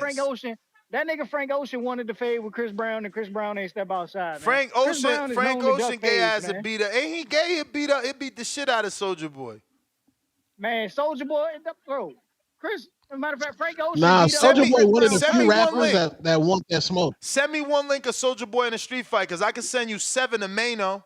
Fuck we talking about? Hey, No, Hey, why you let me gonna pull go a counter. there? Respectfully, bro. Yeah, Soldier I for can send Simpson you Road, 7 man. to Benny Soldier for Siegel. Simpson Road, Benny man. Siegel was smacking motherfuckers. My era different. Y'all talking nah, about Benny was. we disrespecting Soldier Boy. Get out of here, man. We don't even rock with niggas that listen to Soldier Boy. Y'all tripping, man. No hood. I ain't never been to no hood. I'm old as hell. We had Panasonic radios. Nobody ever had a Panasonic radio on top of their motherfucking payphone playing Soldier Boy. Get the fuck out of here. Y'all Soldier wildin'. Boy is a pioneer, bro. That nigga invented YouTube. He's what are a you talking producer, about? and shout out to him for being able to produce. But songs, ain't nobody bumping Soldier Boy. Nobody. He's a pioneer, bro. He was the first one to have the 9,000 games in one console. That's a pioneer, bro. Bro, what is the name of the 9,000 games in one console, genius? I don't know. What's it called? Soldier Box? He the first one to have. Yeah, he made some shit that never even worked and took off. It was just some fucking idea concept that never sold. Like, how many units he sold to the Soldier Box? He cracking. Listen. Soldier Box. Let me tell y'all something that y'all don't know. Let me tell y'all something that y'all don't know. He only popping. Nah, I need a Soldier Box. Listen, he only popping financially because he came up in the era of ringtones. Don't ever forget that. The dude don't got a platinum album. He got platinum songs. He don't got platinum albums, man. He is not a fucking artist. He's a fucking jingler. Fuck out of here. Y'all trippy as hell. Why are we even talking about Soldier Boy? Because y'all said he's a real, or you said I disrespected a real artist. Yo, what up? Radio, man. What up, though? What up, though? Hey, man, y'all wild. He not. Hey, man, yeah, I ain't gonna hold you, because around this bitch, hey, Soldier Boy was doing the damn thing when I was coming up, gang. We ain't gonna hold you up. So y'all was playing Soldier Boy on the corner store. We definitely wasn't doing it at the corner store. That was the shit you play at the little party. None of the hood dudes. You had it right there at the little party. None of the dudes on the block. None of the hustlers. Nobody was fucking playing Soldier Boy, bro. Like, yeah, little kids. Hey, no, but listen though. No, my nigga Soldier Boy produced the track. Hold on, when he produced that shit with the Migos, when he was on the Migos first tape, you feel me? He had a tape on there. That shit he was riding though. He was bumping Soldier Boy with the Migos. Bro. Drake took Soldier Boy style. We not gonna do Drake that. Drake took Soldier Boy style. He wild. So silly. Hey, yo, jump on all the features with everybody. Soldier Boy was doing it first. You jump on the tracks with everybody. You feel me? You do the features, and then next thing you know, oh shit, Soldier Boy, hottest thing popping. That's it. No, he might be on to something because Soldier Boy was doing shit with Bow Wow. Then he had tracks with like I say, with the Migos and shit. Hey yo, tell this jerk off. Tell this jerk off. Don't ever disrespect New York City, man. Tri-state area run rap. Fuck wrong with you? Hey, my man super chatted talking about how many platinum albums Mano got, man. Our street rappers got platinum albums, bruh. They not even mainstream going platinum. Fuck wrong with you, man? Kiss you through the phone, ass nigga. Hey, Ness, man, chill out, man. Chill out, man. We nobody bumping no fucking Mano. We not gonna do that shit. Niggas just got y'all was bumping. Y'all was bumping. Kiss me through the phone. Trace, when you was at the function, Soldier Boy was on at the function, bro. He tripping.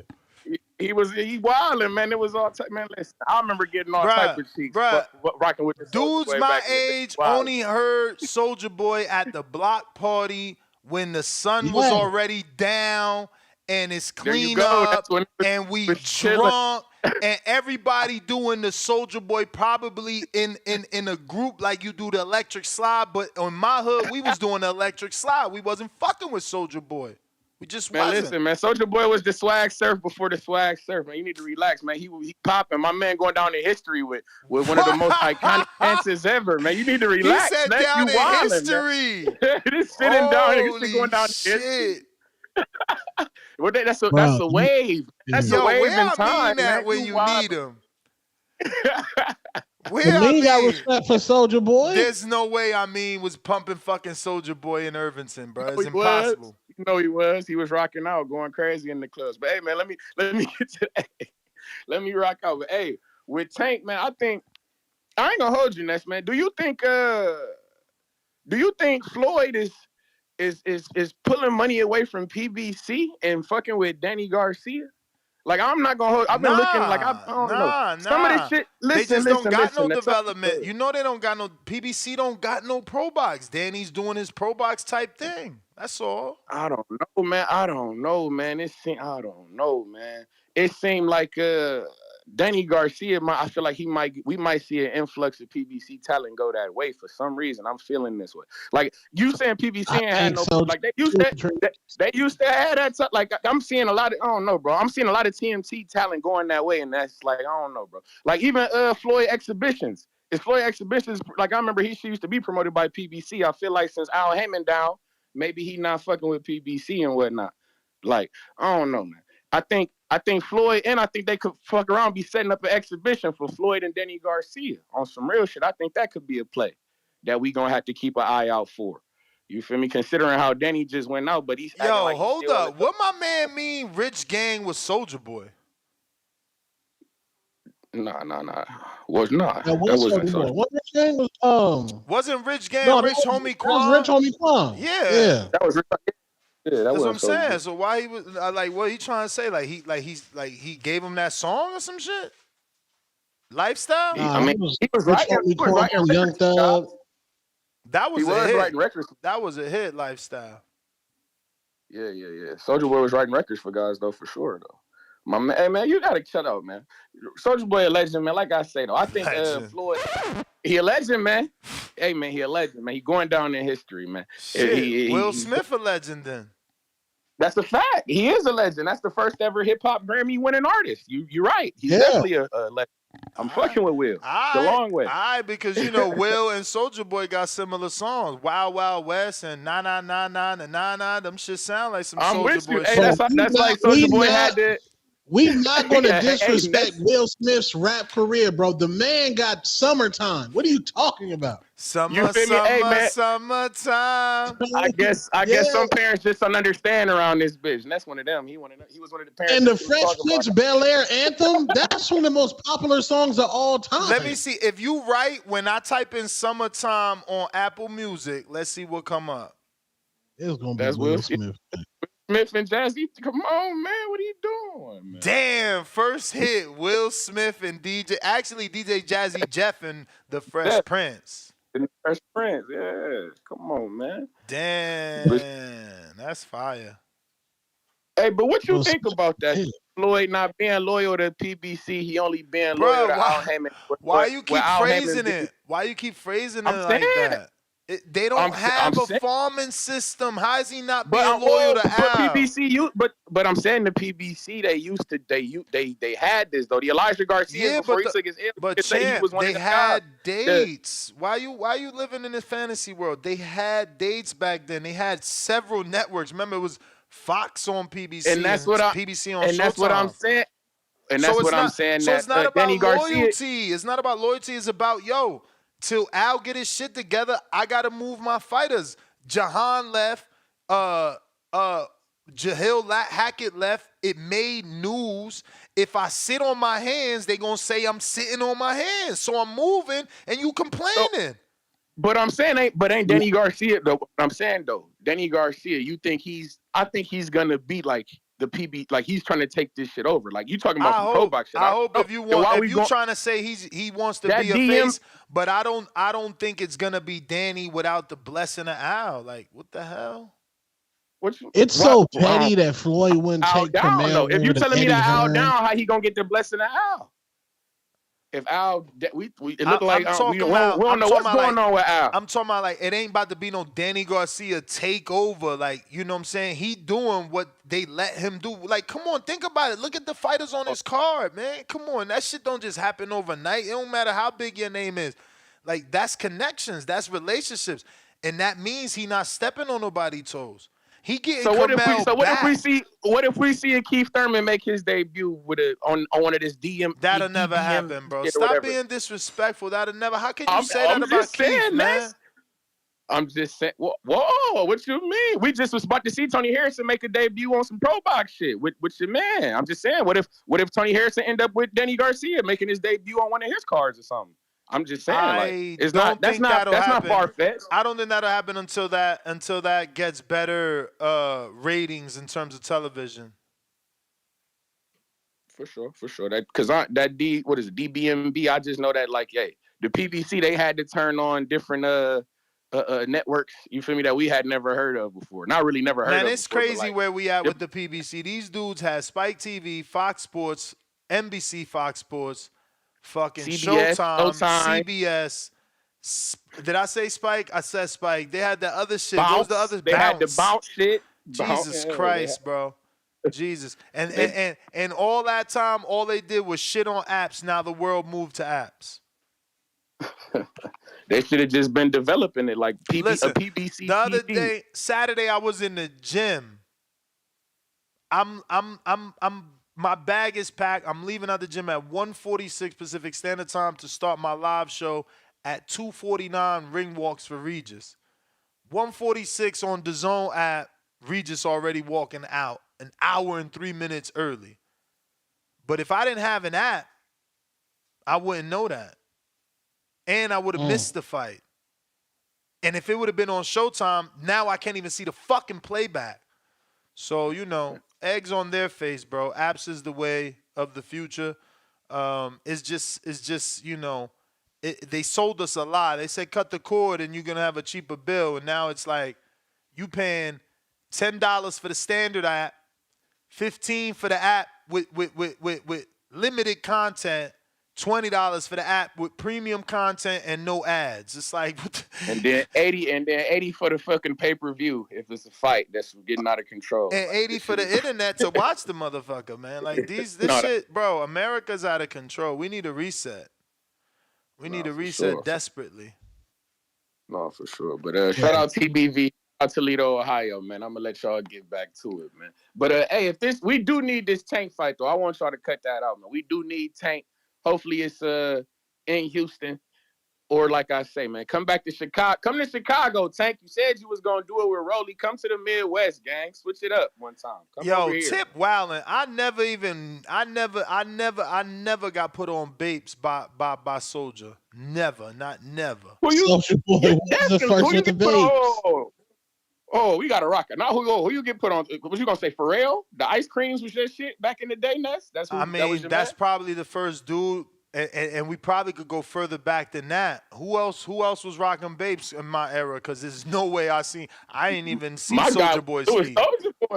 I didn't even see his feet. I never seen his feet. Only that time when he was running away from that ass whooping.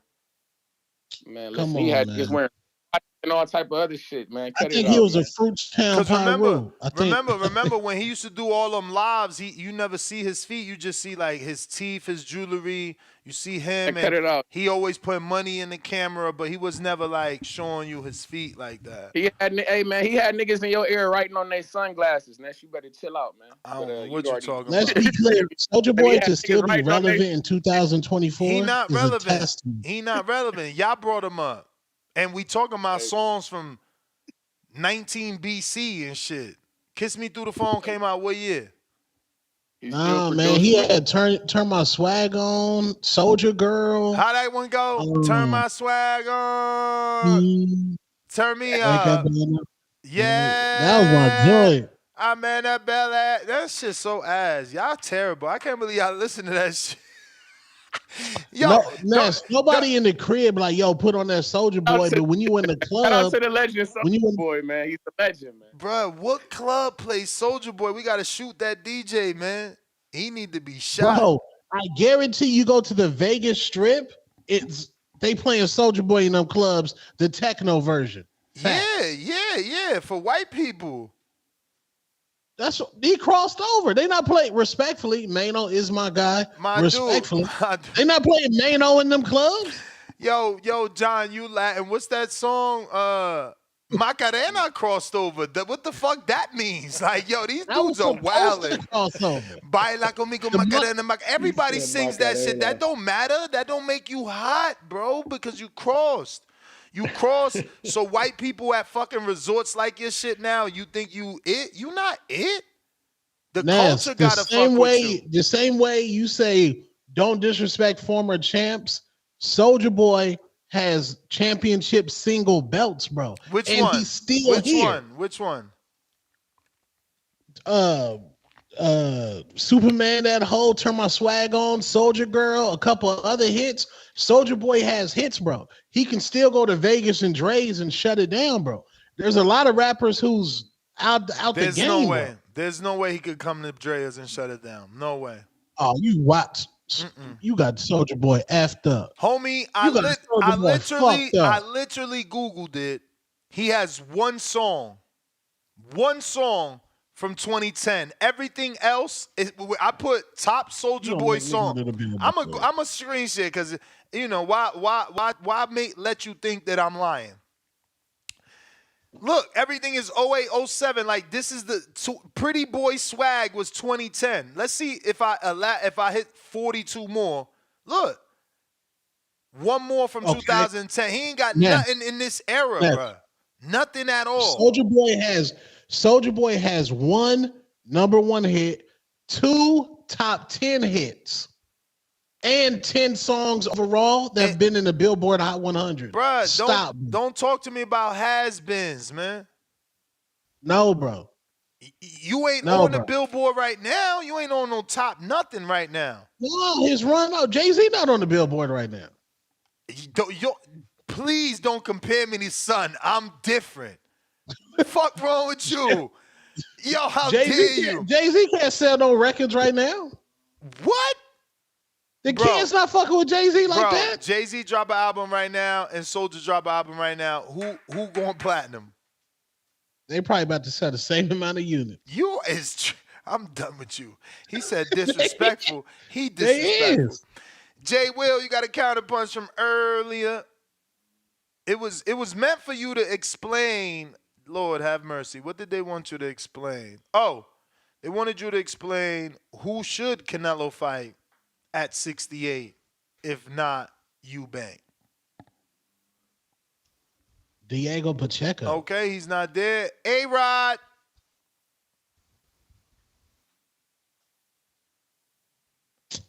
Y'all out of touch if y'all think Jay-Z selling records in 2024. Two-tone, man. If you hear me, two-tone, man, I just gotta keep it real with you, man. You need to shut up before I go over there and slap your titties, man. And shut up about Tank. Stop all that hate, man.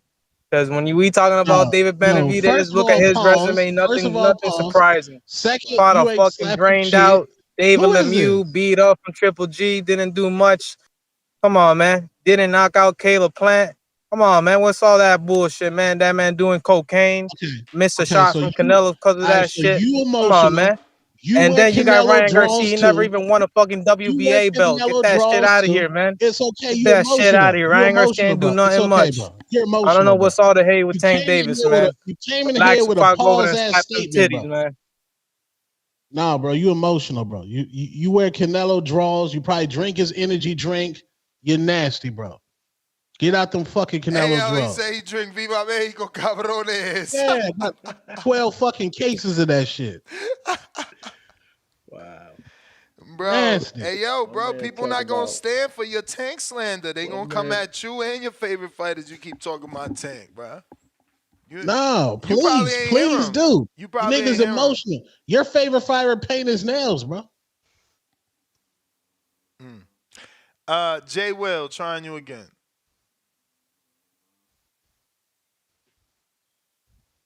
Yo, can you hear me? Yep. Yeah, what's up, fellas? Yo, man. Tone, man, I got your back, bro.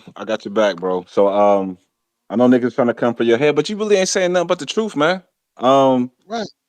You said something that really stood out earlier, Tone, when you spoke about Tank being on the Gilly show, right? And out Tank's own mouth, he did say when he goes into that room, like he doesn't ask for no fight. He doesn't give any names. And Ness, of course, co-signs it. Yeah, why should he? I mean, and that's the shit that's wrong with the sport. And every other face of the sport has done it prior to Tank. when Ricky Hatton was talking shit about Mayweather after beating Castillo, Mayweather told Leonard, we set it up. Pacquiao then did the same shit. Hell, even Canelo. Y'all know I'm the Canelo hater. But when Lars showed up to his press conference talking shit, he told Oscar De La Hoya, set up that fight, man. That motherfucker ain't gonna be coming to my press conference talking shit to me. And Oscar was like, no, that's not a fight we want you to take. Canelo said, fuck that, set it up. And Tank is going to be the only face of boxing, the only face of the sport to never really challenge himself, man. And these are facts. These are facts, bro. And for all you Tank sexuals to be all on board with this shit and just co-sign every fight this nigga does, man, y'all niggas is weirdos, man. And then, the Floyd slander got to stop, bro, because Floyd and Canelo did not move the same. Don't do that. Stop saying that. Oh, well, Canelo did it because Floyd. No. Canelo did some. He's doing some shit right now. No other face of the sport has done. He's given us 5 to 6 Birdos in a row. Man, Floyd was getting crucified for 1 Birdo. You know what I'm saying? Like, there's a difference, bro. It's a difference. So, I didn't know Robert Guerrero was different than Berto. Okay, so this is the difference, though, Nuss, and I'm pretty sure you can count. So we didn't see 5 to 6 Berto fights in a row from Canelo. Mm-hmm. If you can find anywhere on Floyd's resume where he given us 3 Bertos in a row, hey, I'll go ahead and say they do the same thing. But you won't find 3 Bertos in a row nowhere near on Floyd's career. You might see 1 and 2. I got 3 for you: Ricky Hatton, Juan Manuel Marquez, and Shane Mosley. All those 3 at So those are Bertos. Those are all 3 Bertos. Let me finish my sentence. All those 3 at those times were Berto. They were all former champions or current champions. Ricky Hatton had the very controversial win over Luis Collazo that he never rematched and obviously moved on. Floyd had the very controversial weigh-in where he came in over and then the fight got scheduled to a welterweight fight when it was a catch weight of 142, I think. And Shane Mosley, he was done. He had went out bad with blisters on his feet. He only got it. Let me finish my sentence. Let me finish my sentence so you understand and you don't think I'm making it up. Shane Mosley was out bad. He had the blisters on his feet. He looked like dog shit versus Pacquiao. He came back because of the Margarito fight and only because of the Margarito fight. That is it. And then Floyd fought him immediately after the Margarito fight. Let's not act like Mosley had some fucking run because I can screen share. Come on, bro. So I mean, I like how your narrative is of that situation, but what most boxing fans would say is that Margarito was coming off one of the biggest wins of his career, and then he gets stopped by Shane Mosley, which was unexpected. Shane Mosley did go into that fight as their underdog, but Shane Mosley stopped him within 4 rounds, which nobody saw coming. So Shane was coming off one of his best wins of his career, and Floyd took him right off of one of his best wins. He didn't take him when he was done. Man, it's crazy how niggas, and that's the funny thing is, if somebody called into your show and was lying, you'll start having a temper tantrum talking about, don't be lying to my listeners, and you just try to pull the wool over all your listeners' eyes talking that bullshit, talking about, he fought Margarito and Shane was done. Shane was not fucking done. Because if he was done, then when Pacquiao fought him, he was really done. Because he fought him after Mayweather did. Come on, man. Like, how Mayweather moved and how Canelo's moving right now is nowhere near the same. And then you try to say Ricky Hatton is a Berto? Ricky Hatton was undefeated by the time when Mayweather fought Berto. Berto would have had 2 or 3 losses Can I interject here since you're not on the clock? Since I'm lying to my audience, please tell the audience Mosley's biggest win after Margarito since he wasn't done. Just because he didn't get another win. I mean, the way you phrase that is wild, Wait a minute. Just slow down because we don't have to was he not coming off his best win? Was he not coming off his best win in years against Margarito? Listen, we don't have to argue. This can be a conversation. You're saying now your defense is just because he never won after that doesn't mean he's done. But isn't that what we're saying about Regis, that he's on the decline now because he keeps losing? So if you don't win somehow because you're Mosley, you're allowed to continue. You're not considered done. What are we talking about? We're talking about when Mayweather fought him. So when Mayweather fought him, he was coming off one of his best performances of his career. Again, facts. And my response to that was he was considered done and got the Margarito win. He was only there because he got the Margarito win. You even corroborated that by saying he was an underdog, my brother. He did not belong. He was already losing. His record indicates that. He had already lost before the Margarito fight. Let me pull it back up. So was Oscar done when Mayweather fought him too? He had 4 no. What's the difference? What you mean? Between Oscar and Mosley? A lot? Yeah, I ain't no chump, bro. You can't do this, man. You get ethered every time, man. What are you saying? It's a bigger difference. Oscar was on top of the sport. He was still an A-side. What are we talking about? So, but that's not speaking to his skill level and where was he whether done or not. You could be the cash cow. You could still be a draw, but still be technically not in your prime. So what's the difference between Oscar and Shane when Floyd fought them both? I mean, again, Oscar was in the top of his game when Floyd fought him. Oscar was not coming off his best win like Shane was. Oscar was actually when Mayweather. To be honest, Oscar was coming off of fighting Bernard at 60 in a big fight where he went out to a middleweight, something we wanted Floyd to do. Before that, that wasn't the fight. That wasn't the fight before Floyd. No, Mayorga, but nobody cares about that win. They only know the loss. But if you wanted to give him the Mayorga, cool. He knocked out Mayorga before he fought Floyd. So somehow Oscar was still in his prime when Floyd fought him, but Shane was washed. My dude, look at his career. He had just fought Campos. He had just fought Vargas. He was on like a 5-fight win streak when he fought no. He was on a 1-fight win streak when he fought Floyd. Exactly. I said, because he lost to Bernard. But before that, he had the Felix Stern fight. But that was also controversial. People thought he really lost that Felix Stern fight. So hold on. Let's look at it factually, bro. He really lost that Felix Stern fight, but he got the fight because he's the cash cow. Oscar did, but he looked bad in that fight. Shane Mosley beat Margarito, which was the dog of that motherfucking division. Nobody wanted to fight Margarito. Everybody claimed Floyd didn't want to fight him. I mean, Shane stops him. It was circumstances, though. Come on, Margarito got caught with hand wraps that day. He wasn't going to fight the same. It just wasn't the same. Nazim caught Margarito. If Shane was so washed, he still should have ran through Shane if Shane was washed. Because Shane was not washed when Floyd fought him. Don't do that. Because if somebody does that to Canelo, he be raising hell. What the hell going on? My dude, y'all do that to Canelo about Kovalev. What are you talking about? And no one acts the way you're acting. And there's more proof that Shane was more done than Kovalev, who's still fighting on a high level. He just lost to the top contender Robin Safar. Like, what are we talking about? So you telling me when Canelo fought Kovalev, Kovalev was more washed than when Shane fought Floyd? No, I'm saying Shane was more washed. Shane was more washed. No, I'm saying the people call Kovalev washed, and I think Kovalev was less washed than Mosley.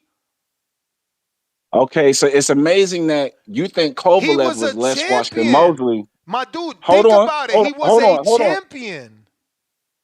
Well, one dude ain't never been stopped.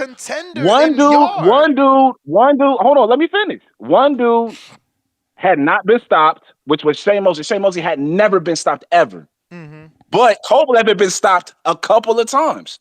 But Shane was washed, but Kovalev wasn't. Amazing, bro. You can't do this with me, man. Obviously, you and I just don't agree. Yeah, because I got the facts on my side and you got crazy narratives. But again, that's one You OJ, man. call it That's one you OJ could will, call it man. whatever you want. Again, One OJ will, Floyd man. was You never lost this round, man. Floyd Come was back. That was never actually a 10-8. That was Floyd a 10-8 round too, man. You got knocked down and all that shit, 10-8. man. This was ugly, man. 10-8, bro. Floyd was never gonna fight Mosley, and he got lucky he won that fight because had he not won that fight, he wouldn't have got the opportunity. We all know that. Canelo ain't Mayweather ain't nothing alike. You will never find a 5 Birdo fight span on Mayweather's career. Don't ever do that, man. And again, Tank. It don't matter. He taught people how to do what everyone is doing. Him and Oscar. Like I said, you again, you just so like Tone says, y'all so emotional. All you heard was Floyd because you're a fucking emotional kid.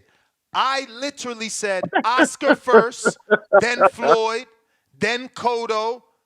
Pacquiao did it to Cotto. Cotto did it to Canelo. I went down all that, but the only thing that triggered you was your beloved Floyd. Well, I mean, Bro, Oscar, you can't even say Oscar did that shit. You damn sure can't say Oscar did What anything the like fuck? Canelo. All right. You can't. I mean, bro, Canelo is taking that shit to a different stratosphere with the bullshit. Like, yes, Oscars and Mayweathers and even they dabbled in it for maybe a fight or two, but never a 2 to 3 year span of just fuckery. Nah, you can't say that, bro. So again, I mean, just stop while you're ahead, and let's try to do this again tomorrow. Because right now you just got KO'd, man. It's over. Call it what That's you my call, like. man. Good night. That's your hatred for Canelo. You called in a Tank show to talk about Canelo. Brandon, what up?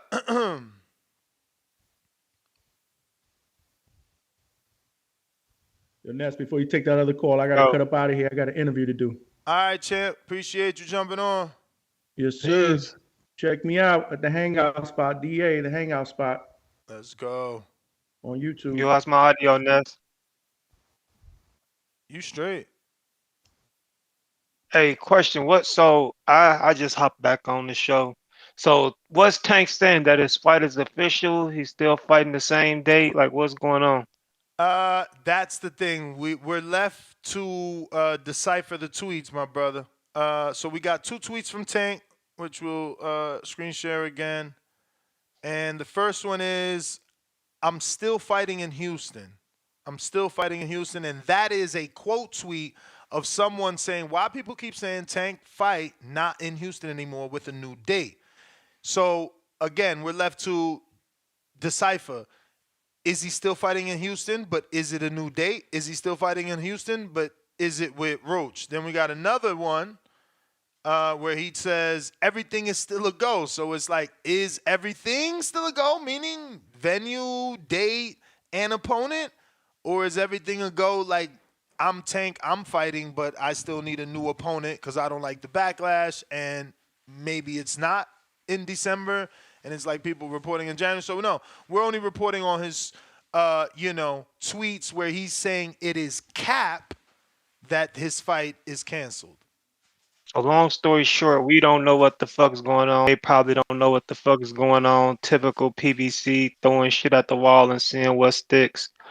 I'm tired of this old boxing garb. I'd be glad once Big Turk and Jake Paul take over the realm of boxing for good. I think boxing will be in a better place once Bob and Oscar and Eddie and all them niggas get out the way, and Big Turk and Jake Paul are the main promoters in the sport. I love the stuff they're doing for boxing. But I hate when people compare Tank to Canelo. Like it really sickens me when people do that, because it's really no comparison. And I spoke about this on the back call. They both were 23 when they won their first title. Do you know who Canelo's first title defense was? Ness? Trout, right? No, that's who he won his first belt against. Didn't he have a BC going into that fight? No, you're right. He did. Trout was his first defense. He won it against Jose Cito. You're right. Well, his second defense at 23, he fought Floyd. Like, 23-year-old Tank wouldn't have fought that caliber of fighter. And then let me run you his resume. Let me run down his resume. I mean, it's easy. It's easy for you to say that because it's hard to know. But you got to remember, until Canelo comes out and says, yo, they only gave me $2 million guarantee. Bro, he made hella money. That fight, like, there was a demand like a motherfucker for that fight. You know, like it was always projected to do good numbers. And you know, obviously what I'm about to say is unfair because it's retrospect. But brother, that shit did 2.4 million pay-per-view buys. Like, we didn't see that until he did Pacquiao Mayweather. Like, you know what I'm saying? He did we seen it before with Mayweather and Oscar. Then he matched it with Canelo and did more money at the gate with Canelo. So that's if true. Tank, That's if true. Tank But had, if we right now, see, we don't have that. Like, you as a boxing fan can't tell the audience who's Tank's Oscar, cause he did it with Ryan because the money was there. So you see that he wasn't afraid, even though he was afraid. There was, you know, we seen body language, we seen videos and interviews. He was concerned of what Ryan brought to the table. Let me run you down Canelo's resume from 23 to 30, brother. Yeah, it's By the time he different. won We his know first it's strap. different, brother. We know it's different. We know that. Let me read it. No, let me read it. Let me read it. And we're not talking about the Shanes, the Kermit Centrons, and all them. Carlos Baldomir before he won the title. This is after he won the title. Austin Trout, Floyd Mayweather, Angulo, Lara, Kirkland, Cotto, Amir Khan, Liam Smith, Julio Cesar Chavez Jr., 2 Gennady Golovkin fights, Rocky Fielding, Daniel Jacobs, Sergey Kovalev, and Callum Smith. That was what he's accomplished by 30. The age Tank is now. You cannot compare that, bro. That's different, high-level shit. Listen to the names I just said. We're not comparing it. We're not comparing it. We're comparing how they move. So, but my thing is, Canelo deserves the right to move like that at that point. No. But look what he did. He fought. He rematched Triple G by 28, bro. Who decides? He had rematched. But who decides? You said what? Who decides? Who decides that? Man, so you put the work in. Okay, you earned the right. Okay, look. We don't decide nothing. You put the work in. All right, he fought but look Triple at G you. for the second time at 28. Okay, but look, your whole argument is based off putting in the work. Devin put the work in at a younger age, and he don't get the love or a pass. So that shit is nothing but just words. Devin's story's not done yet, we though, not bro. talking to Canelo you. kept going. We not and Canelo's not done either. All we talking about is who put in work at a young age and what they done at a certain age. And guess what? Devin did more than Canelo at 25. Genius. Now, if Gervonta Tank Davis would have fought Ryan, did his prison bid, then he would have came out and said, yo, Devin, let's run that. Yeah, but you throwing Tank into the mix. My thing is, his argument about putting in work gives you the right to do what you want. Don't mean shit because Devin put in the work, younger than fucking Canelo, undisputed younger than Canelo, did more than Canelo did. Canelo wasn't a two-time champion, two-division champion, and he certainly wasn't fucking undisputed at 25. Hey, what happened with Treese always say this? Why you take the Ryan fight? Why didn't you fight Sandor? Then get on your way to be undisputed at 140? See what I'm saying? Your argument is only for Canelo because it don't matter who put in work. It matter what the public decide. If they want to give you love, they give you love. And if they want to give you hate, that's all you getting. It don't matter how great you are like Devin.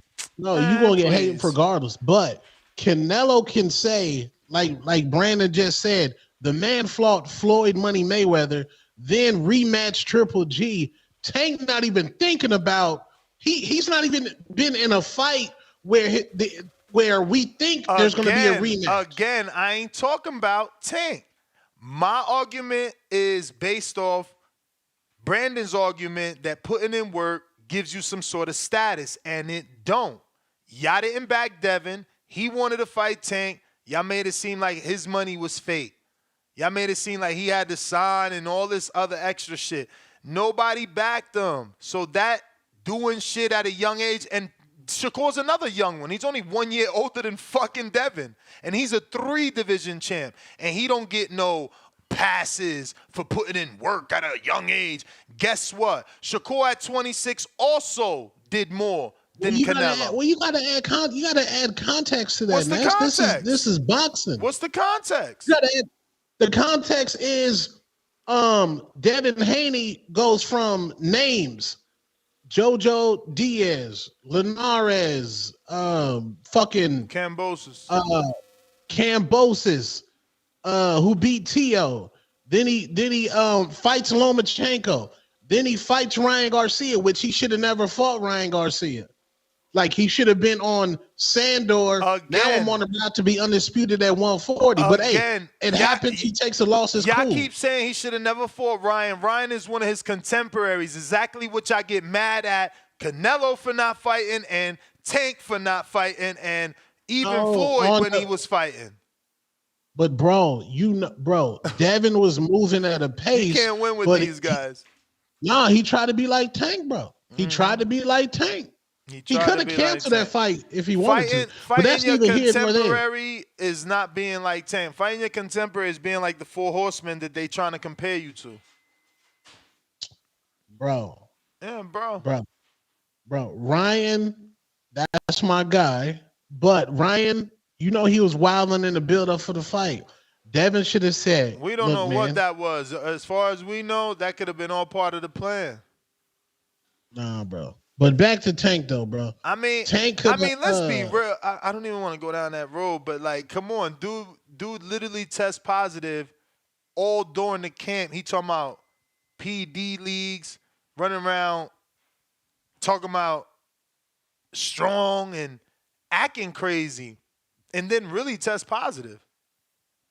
Like, what are we talking about? Anyway, Mad Bet 100, $5. Second dose, Tank KO dudes in front of their fathers. Hopefully Lamont fathers stay at home. What's NTD? Lamont Roach. Night dose. Night dose Tankwell. Night dose of Tankwell is NTD. Okay. We got Casual Jerry, $2. How many platinum albums Mano got? I answered that. El Frio, 12, 111, $5. We're not going to talk about the Roach interview on Bag Fuel where he says Tank been contacting him since 2022. This is post Devin versus Cambosis' second fight. What do we care? Why do we care? Why? Because it shows that he's been wanting to fight Lamont. Who cares? You didn't want to fight Tevin Farmer? Like, why do we care that? Yeah, we used to text each other. What the fuck?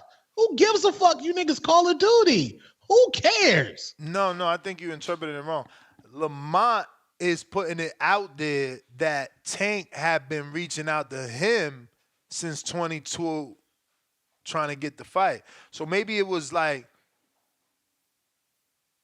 22. When did the Hector fight happen? Maybe it wasn't supposed to be Hector. Maybe they wanted to do Tank versus Lamont in DC because it's better, it's a better hometown fight. Why wouldn't you fight Gary Russell in DC? I don't know why not. You texted the wrong DC nigga. I don't know why he don't got any. Like, why don't he even respond? Like, usually he at least tweet about a motherfucker. He act like Gary don't exist. He like, yo, I'm going to hurt Gary more by never acknowledging him. Like, he don't ever acknowledge. Like, right now, Gary's interview with us is going viral on Twitter. Shout out to Dan the man that clipped it and put it out there, and they eating it up. But it's like, Tank ain't said a word. He usually quote tweets it. He ain't said a word. He's like, I don't know. I'm not exposing y'all to my fan base at all. That's crazy. We got Casual Jerry says, I'm from Northside Queens. Chill out. I ain't piss off the old Nork ninja. Nah, not at all. It's halftime. $2. Gucci bandana still slaps to this day. Facts. Gucci bandana. Tip Bella's $2. Soldier Boy had us wearing Bapes and Domo Coon. What the fuck is that? Definitely not me. Neil's water bottle, $2. Bro, what is... I never even heard of that. When was Domo Coon popping? And what is it? I don't even know what that is, to be honest with you. Okay. I know babe stuff, but I don't know what that respect. Neil's water bottle, 2-pounder. Ness sounding like Ice-T with this Soulja Boy hate. Does Ice-T hate on Soulja Boy? Or he's just comparing me to an old guy? I think he did hit on Soulja Boy. Jerry Soriano, $2. Sent you a vid on Discord. Ain't no way this two-tone. Of course it's not two-tone. Many people sent me that already. I'm not playing it. Y'all corny for that. You've seen it, I'm sure, Is that right? the knockout video? Yeah. Yeah. Why they? But no, not the one from the Vegas hotel. I know the other dude from Top Rate with the high sock. Yeah, they trying to play you. Talking about you look like him. They said that's two-tone. I ain't playing that shit. Yo, y'all gotta stop this. Don't you see? I ain't gonna play out my co-host, and I'm not gonna read some whack super chat either. So y'all gotta get that shit out through your minds. I don't know. They always sending me shit like, yo, look at Tone. Yo, read this. And it's like, I'm not reading that shit. Like, what is y'all saying over here? No. Breaking news. Uh-oh, he's back? He's back. Damn, that interview was quick. What happened? It's over or it canceled? Nah, he canceled. Who was it? Until tomorrow. Who was it? Coach Mark Ferret. Oh, Farrat. Farrat, yeah. Nah, he's we'll a rock good out guy. Tomorrow. He's a good guy. You've had him already? Or this will be your first? Nah. We actually hooked up at two of the Pro Box event, the last one, and I saw him at the Tim Zoo card. So he cool people. Yeah, he'll get to you. He's cool. Yeah, for sure. We'll reschedule for tomorrow. Y'all still talking about Soulja Boy though? Nah, I was reading a super chat. That's why that came back up. We got Galaxy Studios. Why Ness acting like he's seen a pound of work? You funny. E92, $2. Stop, y'all. Ness won't accept when he getting cooked. Yeah, J Will won. I ain't no later. Y'all lie. I always accept it. Paper Chase, $2. Yo, what's good? Salute to the panel. H-Town. And we got El Frio back with 2 more. And he says, for better context, Lamont wasn't a champion. Back when what? When he called him, you mean? What? So they said he was trying to set the fight up and he wasn't a champion? Yeah. That's wild. But that ain't no big deal. Frank wasn't a champ. Yo, y'all out of control, man. Y'all set these high standards on poor Tank, man. That's crazy. Yeah, that's wild. Y'all want Tank to fight all the monsters, yo. No, fight a monster. Like, bro, Tank got to give us 4 hard fights back to back, no tune-ups, legacy fights. Inevitable. Legacy. They hold Devin Haney to a higher standard than they hold Gervonta Tank Davis. Devin's the youngest one. Because Tank is giving you knockouts, bro. That shit sells. That was in this sport before us. You get love for being a knockout puncher. Inevitable, what up? Man, you already know.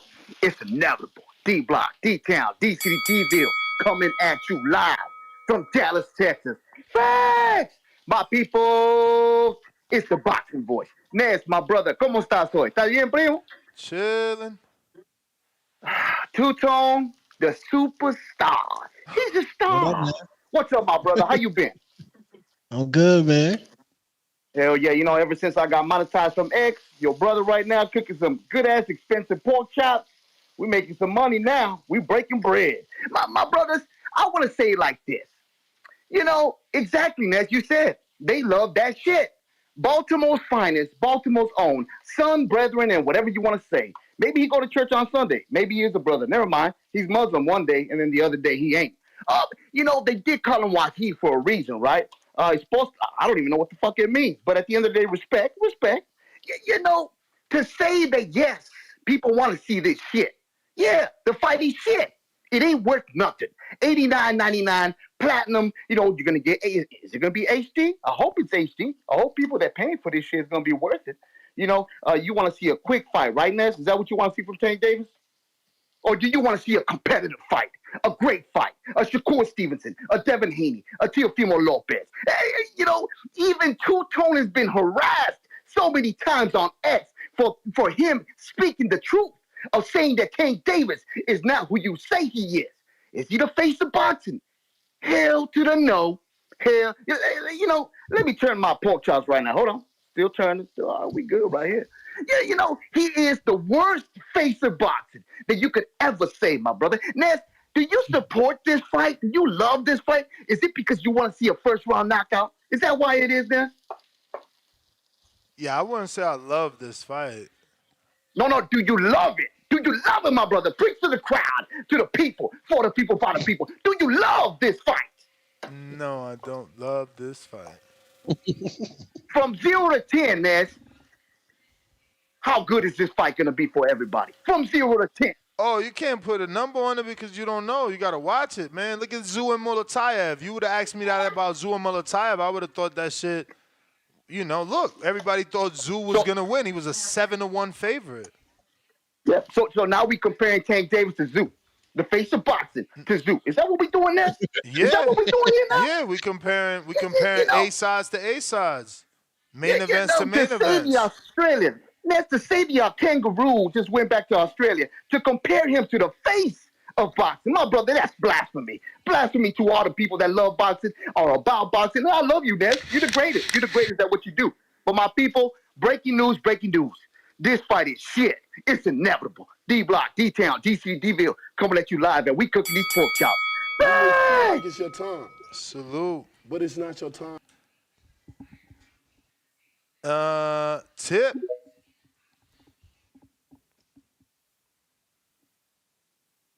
Lord have mercy. I'm gonna come back to Soldier Boy right after this. I hate when this nigga calls in, bro. Like honestly, I genuinely hate this nigga's calls, bro. Like pork chop. Like nigga, I hate your calls. I hate your calls, pork chop. Honestly, Porky. Like this shit is ridiculous. Your big ass only call in when it's a Tank show, and then you call in to hate. But you don't never call in when Canelo do some bullshit like this. So hop your ass back on the line, Porky, after I'm done calling. Because this shit downright ridiculous. Like, this motherfucker really got the nerve to call in every time Tank and Benavidez got a fight coming up. But this motherfucker don't. He go disappearing every time Canelo got a fight. Your ass ain't call in when Canelo fought motherfucking Jaime Munguia. Your ass ain't call in when Canelo fought Edgar Berlanga, but your ass had the nerve to call in when Canelo fought Jamel Charlo. Like, I'm confused about it. It's plain as day, and it's simple to see that this motherfucker here is just a PVC hater. That's all this dude is, bro. The dude ain't never got anything positive to say when he calls into the line. It's downright ridiculous, bro. I honestly, like these are the type of callers I hate, bro. Honestly. They should demonetize your ass because you ain't got shit to talk about. You just get online and hate. You're like Rick Glazer. That's all. Like this dude, he been championing the fact. You go look at his page. The fact that Tank and Lamar got canceled, but here it is. Tank and Lamar is back on. Like you're a goof. You're honestly a goof. You're a goof. I hope your ass still on the line. Please tell me this nigga is still on Twitter, bro. If not, bring his ass back. Add him. Tell him to replay this shit because this dude is a goof. Honestly. He ain't got shit to say about Benavidez until Benavidez got a fight. Just watch. He do it every time. But let me get the Ness, man. Let me get the Ness, bro. Ain't a single nigga in New York playing Mims, Ness. Don't ever disrespect Soldier Boy, bro. You crazy. You crazy. Hey, yo. Didn't Mims... Hey, yo, I think Mims is the one that put us on ACGs, right? Yo, my nah, nigga. You wild. Nah, yo, wasn't Who Mims put us on ACG? Wasn't Mims the one that got that song? It's like fly in my Nike boots. That's Wale. That's Wale. That's us. That's us. We started that. That's Wale. That's Wale. Is that Red Cafe? That ain't Red Cafe, is it? No, that was Wale, bro. Flying my Nike boots, slide in the rest of them. That's Wale. That's that's Wale. That is Wale. She just hit the shit out that car. Oh, shit. Yeah, but that's Wale, Yeah, bro. yeah. This is why I'm hot. This is why I'm hot. You stop fucking Yeah. playing with my Get the boy, fuck He out of man. ain't here, never man. dropped another song after Get the that. fuck out That's of here. crazy. What? Man, What? that nigga trash. Move was That nigga fire. trash. Move was fire. You don't remember Nah, Move? bro. Mims fly, bro. Like this. Like, come on, bruh. Fuck out of here, man. We talking about some Mims Mims. is done, Ain't Mims is done, bro. ain't nobody ever hopped in your car and say, yo, play that new Mims, bruh. Bruh, Like, bruh, come on, get the vibe. Yo, bruh. you would kick a nigga out the car if he said, play that new Mims. I fucked with Mims, man. You know, this is why I'm hot, man. Man, you ridiculous, dog. That is insane, That's bro. the definition of a one-hit wonder. This is why I'm hot. This is why I'm hot. This is why I'm. This is why I'm hot. That shit was fire. The nigga tried to big up Mano, bro. What? Ain't nobody playing Mano and Jim Jones, bro. Yeah. Why you mad? Why you mad? Why you mad? Our street rappers made it a platinum. Hey, Tone, what's that rap group they got? Elevator Boys, something like that. Ain't nobody bumping Jim Jones, Jim bro. Jones and Mano, yeah. Hey, now we ain't playing no Jim now. They had their era. Man, bro, I'm hot because I'm fly. You ain't because you Soulja Boy not. had era too. You know what I'm saying? I'm hot because I'm fly. You ain't because you not. Tone, he had 2 eras, bro. Who? The nigga was on MySpace, didn't he? Soulja. What are you talking about? He did. This dude talking about MySpace. Yo, the man. nigga was literally on MySpace. The nigga was on MySpace, fool. Then he came back later on and then took this shit to motherfucking YouTube. Like, what are you talking about? Yeah, he literally invented YouTube, bro. This is why I'm hot. Like, dog, this is why I'm hot. MySpace. Matter of fact, Tone, he the nigga who reintroduced us to Lil B. What is Ness talking about, man? Who the fuck is Lil B? He started the swag era. Who is Lil B? No, that. Come on, man, come bro. on, man. Come on, don't disrespect the bass guy, bro. Don't disrespect the bass guy. Y'all out here just y'all here just giving anybody props. Did the bass guy curse Kevin Durant? Who did he curse? Yeah, y'all here just Kevin giving Durant. anybody props these days, bro. My man was on Sports Center, bro. Like, come on, this nigga, man, come on, You dog. wildin', man. You disrespectful. But you gonna sit here and big up Mims. I can't get down with y'all, man. Just anybody get love from y'all. That's great. First Soldier Boy. First Soldier Boy, not his. What was his last name you just said? Lord have mercy. What? Lil B. What's that nigga? What's that?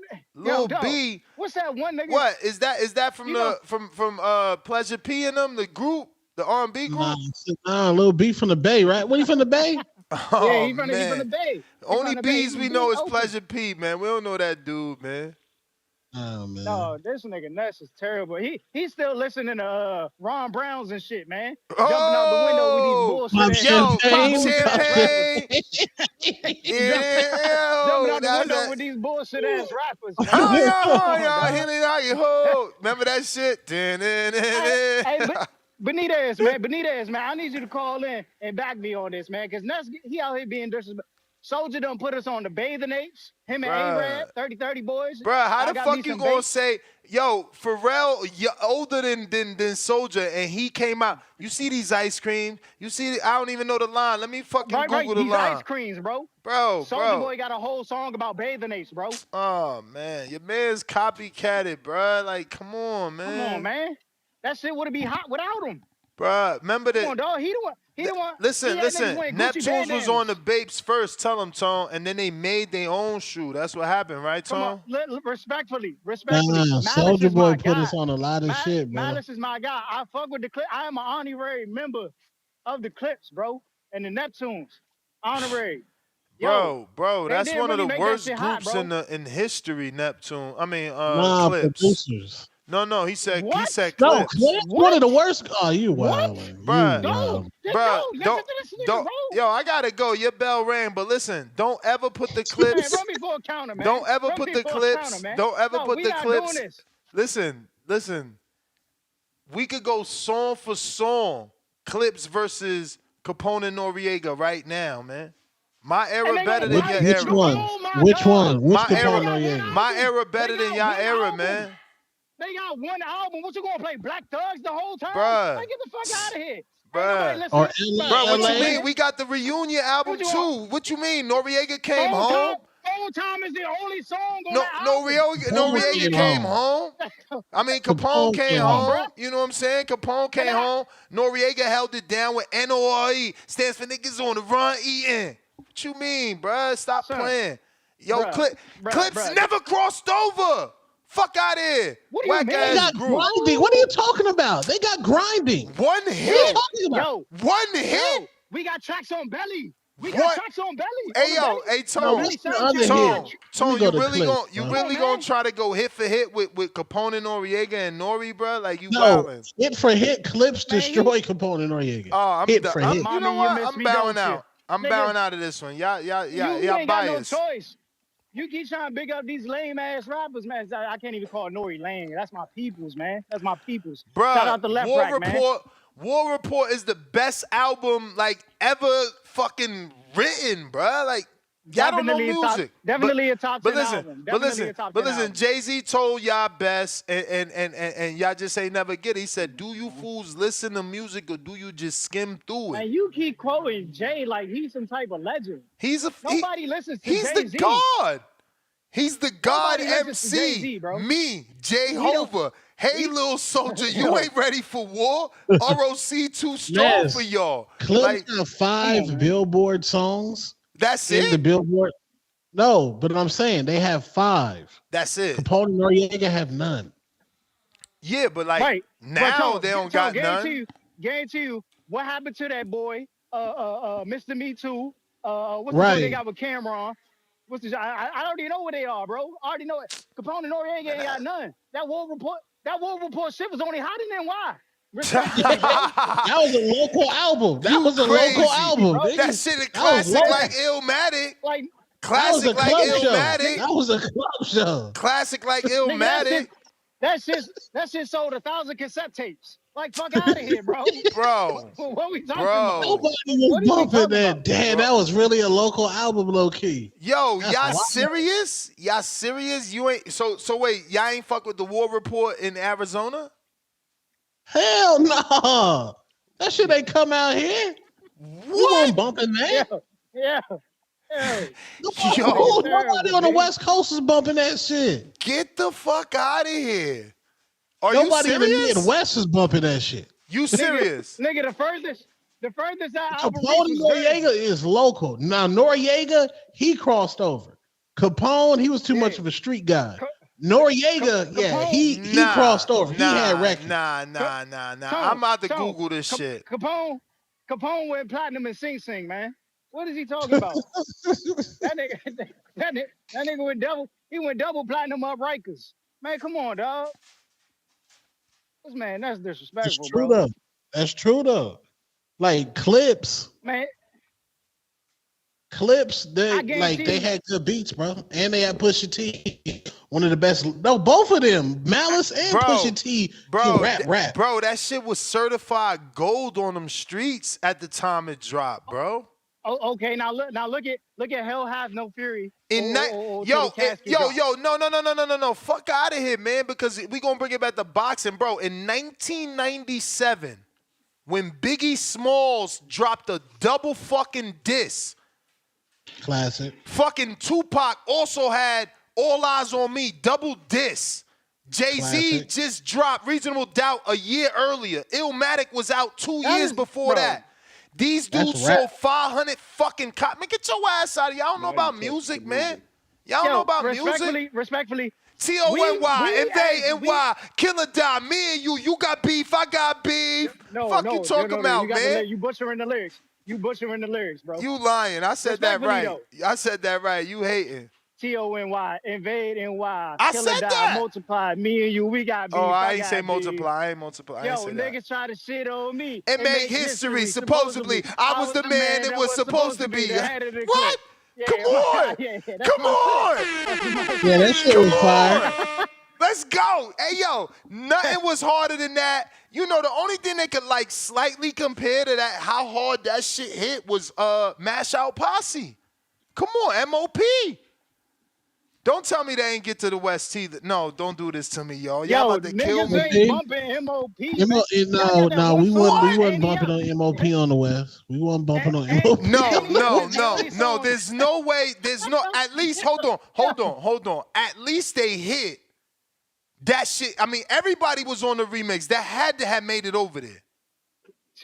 Nah, bro. We bumped that Annie up. Champ. Well, that's what I'm talking about. That's what I'm talking about. I think it was JC. What? No, we bumped that Annie up. That fool, Annie up, kidnap that fool. Well, yo, come on, don't act like See what I'm saying? You can't mention one AZ artist that made it to New York. And this dude, all he gonna do is talk about Wale, and Wale got the cosign from Rick Ross. Like, name another DC. Name another DC dude without naming Wale. Go ahead. Yo, Fat Trail. Yeah, Fat Trail, man. Who? I ain't gonna keep disrespecting my AZ rappers, man. We cooked y'all niggas, bro. We nice out here. Don't get us fucked up. We nice, bro. Ain't nobody named Shy Glizzy ever made it out of DC like that. We never heard of that shit. You lying? We never heard of that shit. Like, ain't nobody listening to this podcast now or in the fucking future gonna say they never heard. Annie up, kidnap that fool. What? We was in the fucking house parties bumping each other like people's fucking the furniture getting broke. You couldn't throw that shit on in no house party or no club. In the tunnel, man, motherfuckers getting killed in the tunnel in New York City playing that shit. We got Lloyd Banks. Man, he from New York, man. He's born Ain't that New York nigga? He a DC nigga? He from New York, man. He don't never claim. Bro, I had every one of Banks' albums. I had every one of Banks. I don't need his Wikipedia. I had every one of Banks' album. I was a G Unit fan. Homie never said he was from DC. Bro, he ain't gotta say it. His birth certificate say it, man. Come on. You trying to claim people. Yo, you wish you had that Lloyd Banks flow, bro. Hunger for More was one of the, again, Hunger for More. Tell me y'all wasn't bumping that in Arizona. Hunger for More? Who's that? Hey, yo, he gonna act like he don't remember his G Unit phase. G Unit made it. No, G Unit crossed over for sure. Come on, man. Yo, my era better, man. I sound like an old head, but my era is just better. We had better music, man. Y'all had a bunch of niggas that thought they was making it out of New York. A bunch of dudes that could rap, fams. They could really, really rap. Like, Big L could really, really rap. You know, Big L was only hot in Harlem. Bro. AZ could really, really rap. Oh, Cameron could really, really rap. You know, Core Mega, the dude that never bubbled, could really, really rap. Mega with the arm. Lega. Been doing this since Mars 6. Come on, bro. Yo, we gotta let you go, fam, because you see, you get caught lying. You talk about my music, then you out here reciting every music that I listen to, because it's like, you know what's good music and what's not. I listen to it, but we just not gonna disrespect Soulja Boy with Mims. But shout out to Wale. He did have an album that I had fucked with, man. He got a couple of what was that soft ass song he made when he was in love with Rihanna? Lotus Flower Bomb. There you go. Lotus Flower Bomb. He was all chasing Rihanna, mad at my man Cole and shit. Scarface top 5. Yeah. What's Scarface from Houston? Yeah, for sure. Mr. Scarface. Yeah, Scarface is top. I don't know about top 5. Look, I'll say this. The man could rap because he been on songs with Beans. He been on songs with Jay. And he holds his own for sure. Tupac? Yeah. What's that? Smile for Me, right? Smile for Me. But that was dead Pop. That was like hologram Pop put together in the producers building. That was not no hologram. He was alive? Bro, Pac died when I was they recorded that together, bro. Bro, Pac died when I was like, yo, I remember Pac died. That's crazy, bro. I'm telling you, I had just got my license when that album dropped, bro. That's how old I am, bro. All eyes on me. You in the gym, bump Scarface Tiny Desk, the concert on YouTube. There's no way. Scarface rap way too slow. Nah, but he the best, one of the best storytellers. If he ain't got no East Coast dude on the track, I can't really fuck with him because they force him to level up. If not, he rapping slow on that scissor shit. Wasn't he part of the Ghetto Boys? Yup.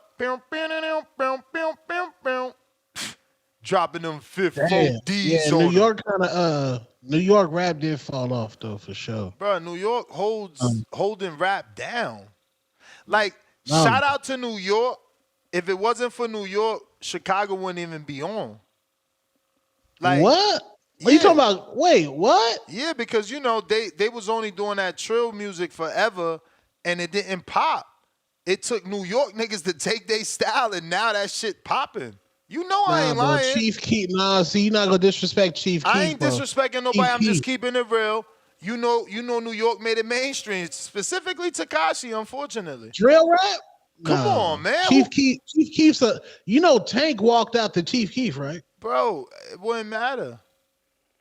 He don't got Tank the same. Walked out to the drill. Like Chief Keef is one of the greatest hip hop artists of all time. He has an era. He birthed a sound. What Chief sound Keef is that? Birthed that. What sound? Drill. Yeah, I That's ain't never Chief heard Keef. of him. I ain't never heard of him. Oh, you wildin'. Chief Keef, that guy. New York drill come from UK? Nah, I heard of Chief Keef, but I ain't never heard his music. Not that I know of, anyway. Yeah. Maybe I have. Kobe. Yeah. Kobe. Maybe Yep. I You have. don't want to call Let me Kobe. see. I love Sosa. Chief Keef, that guy. Somebody sent me that Sosa shit before. It ain't for me, and it don't sound like the drill music I'm used to. Well, drill music, you don't. I mean, it's not. It ain't the same no more. Nah, whatever, it's not the same. It's whatever's out now, I'm fucking with it. My man, what's my man? His name 41 and Jen Carter. I fuck with them. You don't like them?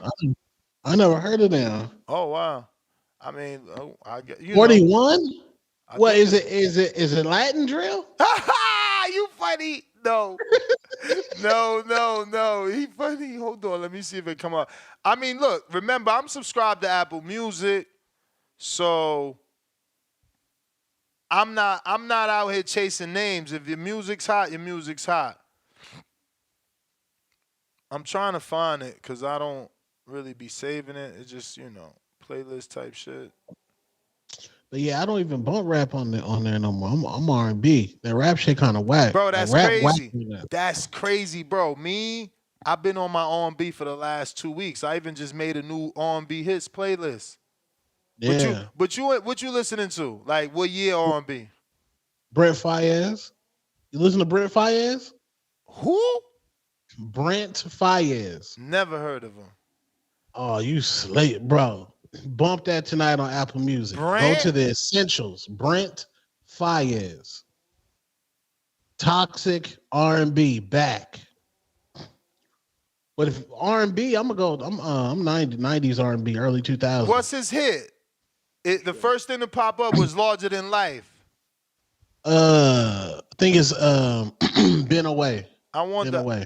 Okay, 2020. Dan's been a minute. He been away 4 years. He ain't dropped no fire. No, he been dropped. What are you searching? Brent Faiyaz, bro. Who is Genuine? Nah, bro. You hating on Brent Faiyaz. You said Been Away, the album. Been Away. No, not that. No, go down to top the song. playlist. It's a top song. Been Away. Fuck the World is the album. Yeah. You about to get me flagged trying to play this shit. No, don't play it. You don't get flagged. Yo, you seen that they came out with a fucking karaoke mic for the TV? I think it's a Viso mic. That shit funny as hell. Special mic. Oh, you do karaoke at the crib? Word is born. Special mic. H-Town. Oh, shit. H-Town. I'm sorry, bro. I got a King Counter from James. I do apologize. Just unmute and I'll get back to you. My bad, brother. We ain't gonna keep talking. We gonna let y'all get to the calls. My bad. James, what up? That's cool. What's up, man? Y'all niggas hella entertaining, man. Yo, but Ness, you on some bullshit tonight, man. MOP ain't have that reach like you thought it did, bro. MOP. I mean, it made it to Phoenix. Fuck you mean? And you all the way in Atlanta talking about it ain't had the reach, so you heard it too. I mean, Why the fuck we gonna play that when we bump and Get Your Roll On in 2000? Why we gonna bump that when we bumping Outkast So Fresh and So Clean? Oh hell Why no, we you gonna bump that? wildin'. You ain't Why we serious. gonna? I'm dead serious. Why we gonna bump that when we bumping Outkast? Lil Jon? I never I'm dead understood the serious. love for Outkast that people have, especially trying to put Andre 3000 as a top MC in the world. That's wild and I that's agree. nasty work, man. Whoa, that's Motherfuckers is blasphemous right there. disrespectful. That's blasphemous, They man. always try to put him in the top lyricist conversation. I'm like, how? This dude talking about Miss Jackson, for God's sakes. No. What's wrong with that, my nigga? What's wrong with It ain't real rap. man. It ain't That, real rap. You can't be slaying. How the fuck that's not real rap, man? Like that rap. Andy F shit, real rap? Like, come on, man. No, you gotta stop it, man. that's like that fucking get you hype music. But That- real rap is like Nas. right, Real rap is like Nas. Like he telling a story. Nas wrote a song backwards, bro. Real rap. Papoose is real rap. Like, you know what I'm saying? That's cool. That's cool. Like I say, man, if you wanna have a thesaurus or a goddamn dictionary when you listen to niggas, listen to Nas, man. Never But meant to make they your have daughter good cry. entertaining music. That's good, bro. That's good music. So you bruh. was bumping That's that good music. shit windows down in Atlanta? Nigga, in 2000, I was in maybe like 9th or 10th grade. My mom was bumping that shit or whatever, You man. was singing My a dad was hook. bumping that shit. He was definitely singing a hook. He was my singing nigga. a hook I and was- shit. I- Sorry, Miss but I was Jackson. definitely- Ooh. Y'all But- funny. but Outkast I was- legendary I though. was- Outkast legendary though. Legendary. Outkast garbage. legendary. Lil Jon legendary, man. And even I then, fuck with man, Lil like Jon. bro, we would listen. I fuck Even with then, Lil Jon. 2000, we would listen to sipping on some scissor, man. Back in 2000, man. Sipping on some scissors. Like, come on, man. There was that's when Atlanta took over the rap game because New Who York was ain't that? having But that wasn't chokehold no more. who was sipping? No, Memphis. Sipping on, but it's 3-6, man. But you know that's when the South took over the rap game. I mean, we adopt them niggas, man. Memphis, Hey, Memphis ain't have their own sound until later on. First of all, you in Atlanta, bro. Like, how you claiming Houston rappers? This shit is crazy. Nah, I claim Memphis. Man. I claim Memphis, man. Memphis ain't have no identity until about 2006 when Yo Gotti and you about to get James Payne on call the in here. And I fuck with Yo Gotti, man. Women lie, men lie, men lie, men lie. Women lie, men lie. Numbers don't lie. Touchdown. Yo Gotti had a hell of a season and a hell of a run. But man, that MOP shit, you got to stop that, Ness, man. Nah. Shout out to you from Atlanta though, bro. You came in here beefing instead of just bigging up y'all artists like Young Jock. That was my man. Definitely, man. Meet me in the club. It's going. See, he made it. He made it to New York. Like Phoenix ain't got no Young Jock. Man, we got Baby Jace, we got Young Face. Who the fuck is that? Y'all ain't got Young Yeah, who the Jock. fuck are them niggas? Y'all ain't got Niggas Meet Me in the Club. It's like, going as down. far as the underground scene, Phoenix has the best underground scene in America. No. But underground is code word for we don't know you. Look. Hey, Two-Tone, we had Gorilla Zoe. Bro, we had Gorilla Zoe, man. I know you remember that song, that hood nigga. He was from Atlanta? The fake Biggie Smalls? I fuck with him. He from here, man. Hey, yo, he didn't from Puffy sign him too? Yo, Puffy knew how to find them motherfuckers, boy. Yeah, man. Yeah, you know. We need that book, Jeezy, yo. Joe Breeze. Puff got to write that book before he, We need he already writing it. He writing it. We need to know how he used to find all that talent, man. Hey, you think we're gonna go through a phase where we cancel Puffy's music like people try to cancel R. Kelly's music, or that shit ain't never gonna happen? Bro, I ain't gonna front. I had that conversation. I was with my wife. I feel weird playing R. Kelly music now. I do. Really?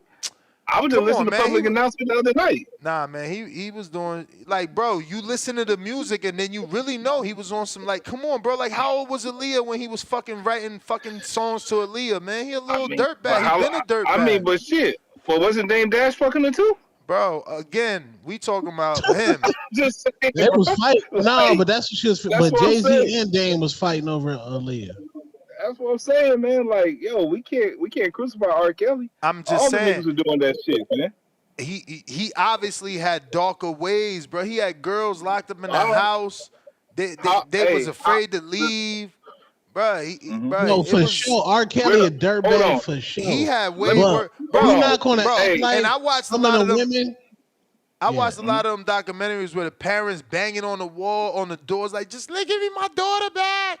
Bro, come on, man. That shit was horrible, man. They didn't tell you R. Kelly asked for their daughter to come over, though, and they was like, yeah, go ahead and take her. Yeah, because under the pretenses they thought she was going to get a fucking career, not be getting piped down by the Pied Piper. Yo, well, hey, how old was Beyonce when Jay-Z really linked up with her?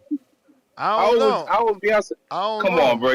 We all know she wasn't over 18, though. What do you mean? I don't believe she was over. What do you mean? She had a song with Cameron. She had a song with Cameron before Jay-Z even met her. Man, get the fuck out of here, man. You really believe that shit? Bro, what you mean? I think Beyonce's same age as Jay-Z. Listen, she's on the song with Cameron. wow. It's called Sports, Drugs, and Entertainment. Look up the album. I think Beyonce's same age as Jay-Z. But yeah, man, check out Daily Finesse. Go to Apple Music. Nigga staying on check cold, out man. Daily Finesse. That nigga from Phoenix. That nigga rap. They said Brent Faraz is from Phoenix, and you putting on your local R&B artist. Brent Faiyaz, I don't know where he from. And R&B niggas, we don't care where them niggas from. Like, that's not a thing in R&B. Like, oh, where was Trey Songz from? Nah. Why you bring up Trey Songz, man? Why the timeline pushed to me that Trey Songz also gay? He had a whole relationship with the music exec, and the music exec came out and told her, like, yo, what is going on? Oh no, man! These niggas get so much. They get so much vagina. They just start wanting man butt. Bruh, Trey Songz, August Alsina, like those was fire singers. Like, what's wrong with them? Man, Alsina got a classic album. Bruh, classic. His first album was fire, man. They crazy, bro. They crazy. Donnell Jones' second album, classic. Where I want to be. Yeah, that was Hey, Donnell Jones said, hey, man, I just want to fuck bitches right now. I can't be with you right Definitely. Man, he had Where I Want to Be. Shorty got her eyes on me. He had some bangers on that shit. Yeah, but Ness, listen to that guy I put in the chat, man. Avery Wilson, man. Avery Shout Wilson. out to y'all, man. Yeah, I sent it in the chat. Peace. It better be. Listen, let me show y'all what's in my new playlist for R&B, because I'm an old soul, man.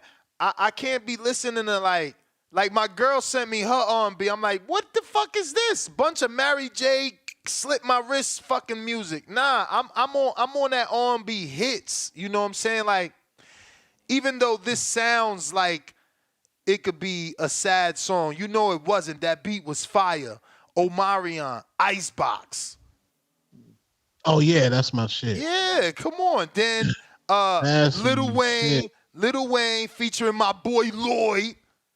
Lloyd Fire. You feel me?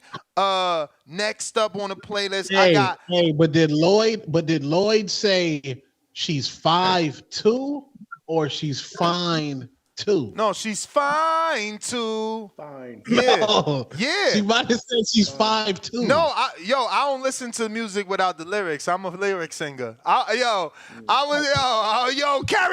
on Tucson, baby, is going down. Yo, TBV karaoke. Oh, we lit. I'm about to destroy this. We doing karaoke, bruh. Yo, why Sean Porter invited me to karaoke, and him and his boys is all pros, man. So they do that karaoke shit. Bro, they not karaoke's. They fucking part-time R&B singers, man. They cheaters. H-Town. What up, Ness? What up, Ness? H-Town. Hey, bro, Beyonce was 16 when Jay-Z started trying to get at her. Negative. He ain't even know her, I'm from Houston. He was in the studio. He was in the studios down there. He's got a song about it. He ain't even know her, man. Remember Cam? Same age, bro. I know. It was Cam, and then Marcus Houston got with her after that. But remember, hey, Cam did the he already had met her. He already had met her. And he talks about it in the song, dog. Jay-Z been on some weird shit. Either way, I know that's your man. You ain't gonna acknowledge it, whatever. But hey, dog, humble tripping, dog. Memphis and Houston had that connection way back in the '90s with 8-Ball and MJG, dog. Memphis been popping. You know, it's just popping to y'all now because y'all, the young should finally find out about Memphis. That's been the connect. You know, with Swap House and Tila and them, all them.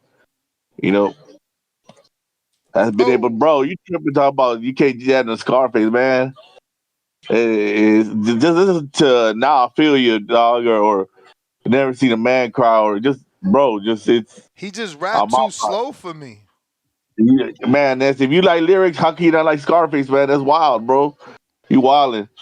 I You ain't say wildin'. I What you don't talking like about? him. I like him on his features. I just never like listen to his own work. Man, you need. I'm telling you, man. Just go listen to like the greatest hits. Just, bro, listen, bro. That shit. I don't know, bro. Maybe because I really lived in the hood, you know. It just hits different, you know. Like people don't know why people wear white tees. You know, people are like, oh, because they're clean, they're fly. No, man, we wore white tees in the hood because they came 3 to a pack. That's what your mama got you, because we were broke. Yeah, You know, different hoods, people make different it to you. stories though. Different hoods, different stories. We wore white tees, and it wasn't because it was 3 in the pack. It was like Oh, that's how you convenience, started getting them white tees, Ness. and it was like that was the thing to do. Like everybody had the crispy white tee in the hood, bruh. That's you made it cool because that's what we used to get, Ness. I mean, it's like the Air Force Ones, dog. That was the cheapest shoes you could get. They're $50 a pop. Everybody wanted to wear flights. Man, don't forget everybody wanted to wear them suede flights, but you couldn't afford them the $90 joints, dog. You go with the $40 Air Force Ones. I don't know. Just How old are you? hood Because Air 45. Force. We the same age. Yeah, I don't know. I guess it's different regions. Is different. Air Force Ones was always fly to us. Remember, Nelly had songs about Air Force. Man, Bro, what I you was wearing mean? Air Force Ones before Nelly, bro. Like that shit was always that popping. was around before Nelly. Yeah, but remember, again, I'm from the East. Like Air Force Ones was always popping to us. Air Force Ones in a new fitted cap. It's Air Force Ones. What is it? No, he actually says S dots on my feet make the cipher complete. Yeah. But that's after. But that was after he got the S dots. He was always Air Forces, bro. But, Like, and then back to Jay-Z, man. He ain't even got the best album in New York, dog. You like Get Rich or Die Trying, or DMX, Hell is High, or It's Dark in Hell and His Hell is High album, and or Illmatic, bro. All better than every Jay-Z album, bro. I mean, first off, Get Rich or Die Trying is a Queens project. Second off, It's Hot, Hell is Dark is a Yonkers 2, 3, 4 hour drive project. New York. Yeah, that's what I'm saying. I said Jay-Z don't got the best album in New York. Brooklyn is Jay-Z. Real New York, Yonkers ain't fucking New York. Man. And he can't fuck with Nas and Illmatic, man. You tripping, man. It was just a party time, bro. Jay-Z hit at the right time when Biggie and Pac died, bro. He took over, man. Don't be mad. He took the reins, bro. If Nas was so hot, why he couldn't do it? That's true. And you know why, man? They're trying to help. He's too smart, dog. Don't people? You know what they say? The dumb are mostly intrigued by the drum. They ain't here for the lyrics. They're here for the beat. You know, I'm out there. That's what it is. What it is. Yeah, man. Salute Hove, man. Yo, Max, you a hater, bro. I just sang lyrics bar for bar with my man's Tip. Talking about, bro. Anyways, 60 seconds. We read that. We got Galaxy Studios. I love the show. Conscious gains at 23-year-old who Tank fought. Canelo fought Mayweather. Tank has yet dared to be great in the public's eye.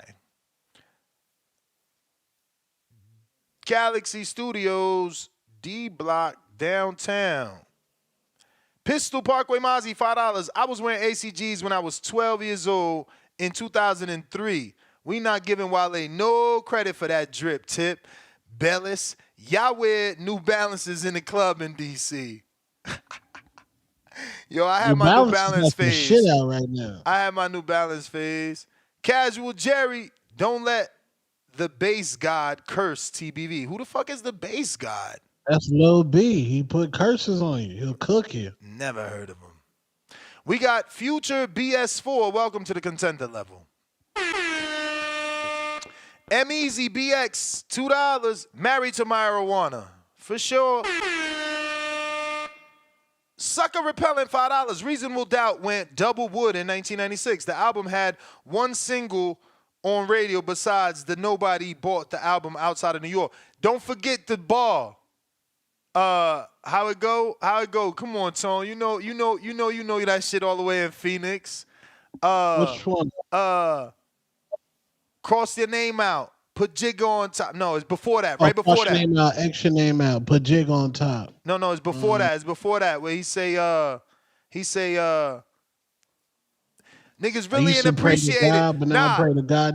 Nah, niggas really ain't appreciated till the second one came out. So he said that, people ain't really understand Reasonable Doubt until Volume 1 came out. So like look, dog, there's nothing you can say. We leveled up every step of the way, bruh. Like we went from the MC to the boss, from the boss to the mogul. Like, bro, we got the baddest chick in the game wearing our chain. That's right, Hove. Not DOC. You know what I'm saying? Like, come on, man. Yo, stop, bro. Capo, $2. Atlanta run rap, though. Mumble rap. DC3. What? Come on. We're not going to disrespect Atlanta. Gucci Mane, Jeezy, T.I. Come on, bro. Oh, okay. I thought y'all was talking about the dudes that's on top now, like the Migos. No, Migos still fire, too. Quavo, Offset, Rest in Peace, Takeoff, they still fire. They mumbly, That's though. one of the greatest groups of all time. Ain't they mumbly, though? No, bro. Versace. Like, no, bro. Yeah, I don't fuck with them. They dropped. Ain't got. But remember, I don't fuck with Future neither. Oh, well, you slipping. You missing on the whole era. Nah, Future's man. that guy, too. Nah, I mean, people send me so many Future songs. I be trying. It's just, it's mumble rap. You got to get the right Future song. It's mumble rap. You know what I'm saying? Like, you got to go R&B Future. You probably like R&B Future. I don't know, man. I mean, I was a Future fan when I found out he was dating Sierra. I'm like, yeah, salute. I respected that. DC3, $2. New York has been irrelevant in music for 20 years. Hater. So who's popping in Houston right now? What's my Mexican guy? I don't know if Mexican OT from no, Houston, exactly. but the other one, is it D somebody? Super Mex. Tell me who it is. Who? OTX? He's fire though. OTX, that dude? OTX the Mexican? No, Mexican OT's fucking fire. But there's another Mexican out there that's fire too. Yo, does Houston got some people. Do Houston have a radio? Hell yeah, Houston got radio. Like, I'm talking about like a Hot 97 and like a Charlie Maine. Like they don't got like they don't make it to those, right? Like they you gotta be like the Migos, Chris Brown, right? Chris Brown's from over there. He's not the Migos from Atlanta. Who the last Houston rapper to make it to the radio? To New York City radio. No. Houston had a whole era. Remember, Slim if Thug, you can't make it Paul in New Wall. York, if you can make it in New York, you can make it anywhere. It's never Scarface. been you can make it in Houston, you can make it anywhere. So it don't matter what you do in Houston. It matters when your music from Houston, like Paul Wall, gets played in New York. We was fucking with Paul Wall. We fuck with Paul Wall.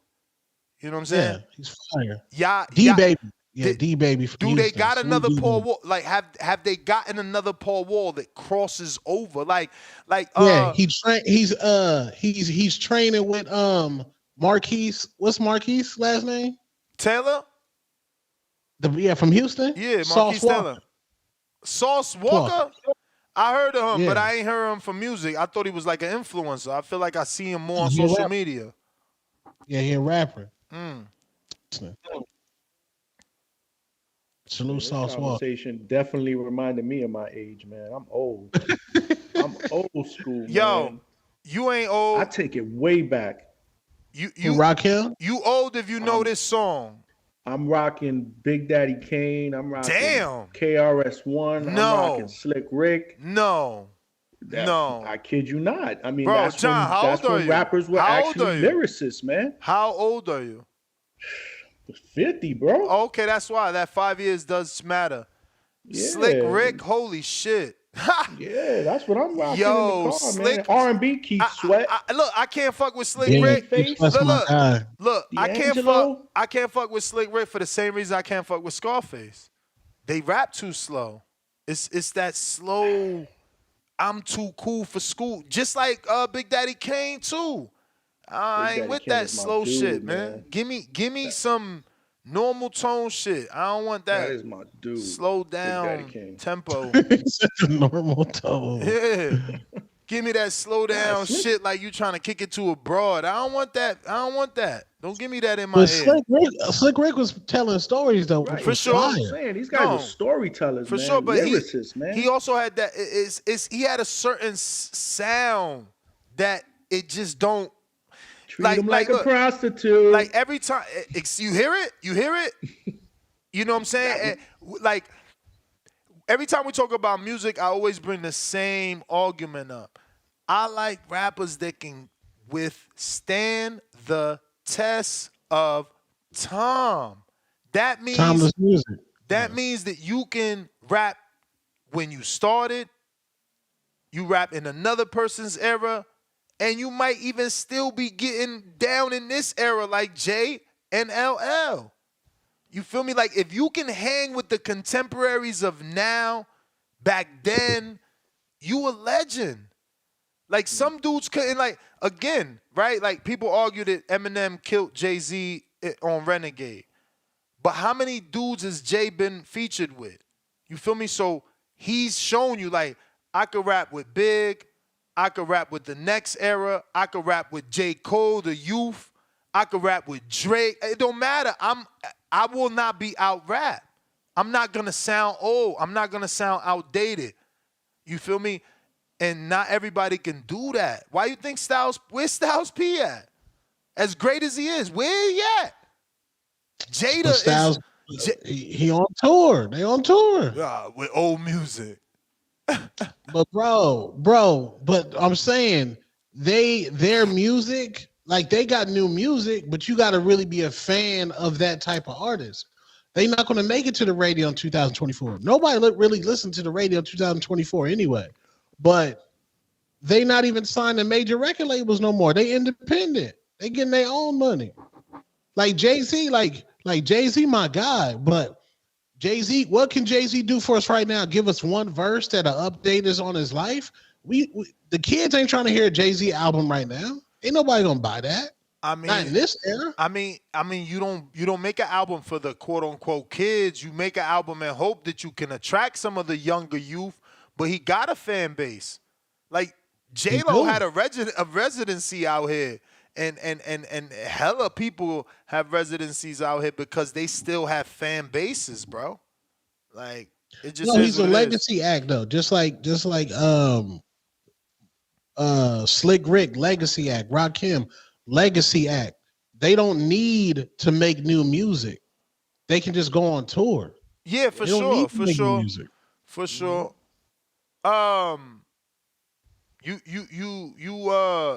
You remember the group Rated Next? Rated Next is R&B? Yeah. Next? Yeah. Yeah, they live. One of them live out here. The chubby nigga live out here. Yeah. He ain't from Phoenix though. He ain't write that song being from Phoenix. Nah, but he live out here though. But Next is my guys. Yeah. You ain't too close. Y'all ain't used to bump Butter Love out there. Yeah, we did, man. You know, Wait in the Exhale was based off Arizona. You know that, right? What, with Whitney? Yes, and Angela Bassett. Yeah, that's an Arizona-based movie. Yeah. They filmed it in Arizona? No, not yet. It was filmed here, but it was made from Arizona culture. I watched that movie. Angela Bassett was always a good actor, man. Yeah, legendary. She dope. You like my homie, my shorty, you show me. Damn, my space is done canceled on me. They like, fuck y'all. Oh, and I can't forget about my Wu-Tang Clan. Man. Oh my God, don't do that. I'll fuck you. Don't do that. That's the fuck with the Wu. No? I don't do that. No? Nah. Wow. I mean, I fuck with some of their commercial hits, like we said, you know, Cream and shit like that. Wow. Big Super Mix, $2. He said, happy birthday, Mike Graw. Shout out to Chameleonaire. Damn, it's Mike's birthday? Shit. Happy birthday, Mike. Pistol Parkway, Mozzie, $5. When New York ran rap, music was the best it's ever been. Y'all can say whoever run rap now, but look at the quality. Trash. Can't even listen to this BS now. Yawn emoji. That's what I'm saying. It's like hard to find good music. I agree. I got Super Mix, $2 more. Tone, what do you think of Mexican OT? Fire. And he was on Joe Rogan podcast. That's a big. Damn, he made it to Rogan? Yeah, he made it to Rogan, man. Shout Salute out. Mexican OT. I got K Ricks, $5. G Unit, best rollout ever. Get Rich or Die Trying, Beg for Mercy, Hunger for More, Straight Out of Cashville, Yayo album, Don't Count, Laugh Out Loud, Documentary Massacre, G Unit. Nah, I even fucked with the Yayo album, though. I fucked with all that shit, bro. And I fucked with all they mixtapes when they was like creating the whole movement that was G Unit before they actually, dropped the G Unit album. Yeah. All the mixtapes, bro. Like, 50 was just taking anybody beat and just him and G Unit fucking destroying it, and I was a fiend for that. Shout out to this girl, bro, put me on. An Ecuadorian girl put me on. I had no clue what was going on in New York City. Word is For real? I swear to God. Maria, I ain't gonna say her last name in case she ain't get married. But yeah, she put me on, bro. She picked me up in a Honda. I remember she had like a 96 special edition Honda, boy, Accord, 2-door. And she was playing that shit. Bump that. I'm like, what the fuck is this? That was fire. It was a rap. After that, I probably LimeWired the shit out that motherfucker back then. Napster or some shit. Napster. Damn, you Napster was nasty. They went legal, huh? I can't believe they went legal. Bro, that dude got to be mad as hell right now because, like, essentially that's what Spotify and Tidal and Apple Music is, bro. They robbed him for his idea. James Benitez, $2. Young Dro made the world rock polo. Now, and that's another dude I fuck with. Yo, that's true. Atlanta has some strong artists because I was big on T.I. and the whole, what was his group name he had? Because off the string of T.I., I listened to the whole group. No, what was that fucking? I forgot the name of the clip. Yeah, because but I know what you're talking about. Off the strength of him, I listened to the whole group, and I feel like Young Dro was the strongest out that group. Outside of Tip. Damn, what was the name of their group, bruh? I'm mad. T.I. was never the same after he caught that gun charge. Then he started making VH1 family shows. Mm-hmm. Damn. He leveled up, though, but musically, he was never the same. Did he have beef with Floyd? Hell yeah. Yes. Yeah, Grand Hustle. right? Was it Grand Hustle? Grand Hustle. Is that the name of the group or the name of the album, though? That was the name of the label. Who was on the rap group, though? Bro, T.I., the thing is he got big, bro. Like, he started doing movies and, he had a lot of shit going on. Alvaro, $5. For those that like Scarface, listen to Brownsville K.A., one of the greatest rappers to ever do it. H-Town, Jay-Z, never been the hottest in the city. Cam had a whole movement made. Street dudes wear pink and purple. Jay was just right place, right time. That's such a lie. Don't forget Jay-Z. Yo, this is what I'm saying. Yo, y'all dudes is just like, don't like giving credit. Like, Jay-Z literally raised the market value in team apparel. No one made people wear fitted caps and jerseys to match more than Jay. Fitted caps with the fucking with the matching jacket to match. Like, get the fuck out of here. And then he single-handedly changed and said, nah, yo, the whole hood, we done with that. Off. Take the baggy shit off. Take the jerseys. No more white tees. Hood, we buttoning up. and they in the hood button the fuck up, man. Hey, yo, y'all just lie. Y'all just lie. It's funny. Yeah, y'all not understanding. Jay-Z dropped Reasonable Doubt. Then he dropped the second album in my lifetime, which he Volume tried 1. to make it like a Diddy album. The fans didn't like it, so he went back to the streets, which Streets is watching, dropped the movie. Then he went platinum with In My Lifetime. That's when he took off. When In My Lifetime came out, that's when he sold 5 million and went on tour. They gotta understand. But you talking about Jay-Z. In My Lifetime, Hard Not Life? You talking about? Because In My Lifetime is his second was the album. second album. Yeah, that's the second album. But people didn't like that, even though that album had joints on there. I love but that they album. didn't like the commercial songs on that album. I love that album, bro. That's the album when he tell you he shot his brother. Yeah, bro. Diabolical. Bro, that album is fire, bro. That What album he say? Y'all was drinking Cristal, y'all was drinking beer and shit. What was he saying? Bro, your come single $4, mine was $4. Still low dough. No. He said he still old dough. No, I think he said your single was 99 cents, mine was $4. Yeah. And remember, he just put us on so much. What's the difference between a 4.0 and a 4.6? About 40 to 60 grand cocksucker beat it. What? Yeah. That motherfucking 0.6 costs that much more? Yo, Tevis with the $5, he says Nas couldn't take over because he didn't attend the freak-offs. Nas didn't put good beats. Nah, Nas couldn't go nowhere because he had Khalees, She ran his life. It was over for him once he got with her. Oh, that group Pimp Squad Click. That was T.I. group. Pimp Squad Click. I didn't know that was the name. God damn. Pistol Parkway Mozzie, $5. Jay-Z is the standard. Notice how everyone tries to make a case that they are better than Hove. It's never any of these other guys y'all be hyping. Exactly. And The only person and the whole King of you New could put in the York same shit. breath. What'd you say? Huh?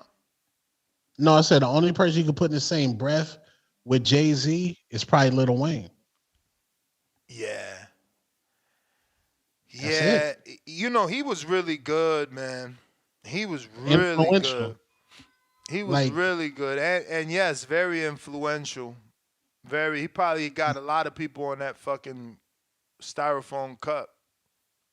The locks, the tattoos, like everybody rapping right now with He's another one though. He's one of those guys that we talk about that can, rap in any era, bro. Like think about it. Bling Bling. He was 15? 15, yeah. And he never stopped doing his thing. It didn't matter who he got on a song with.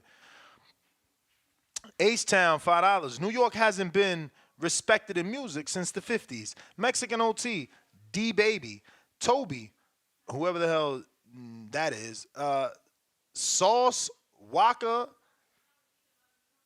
Zero, Trey Man, Houston got spitters. H-Town with another 5. At James Benitez, bro, you must be young. Houston and Memphis had the world wearing polos in the 90s. I don't know about polos in the 90s. I'm pretty sure that was a Hilfiger era, right? What was more popular, Hilfiger or polo back in the 90s? I'm gonna Google that, see if it come out. Polo. Didn't New York used to have the polo gangs, low lifes?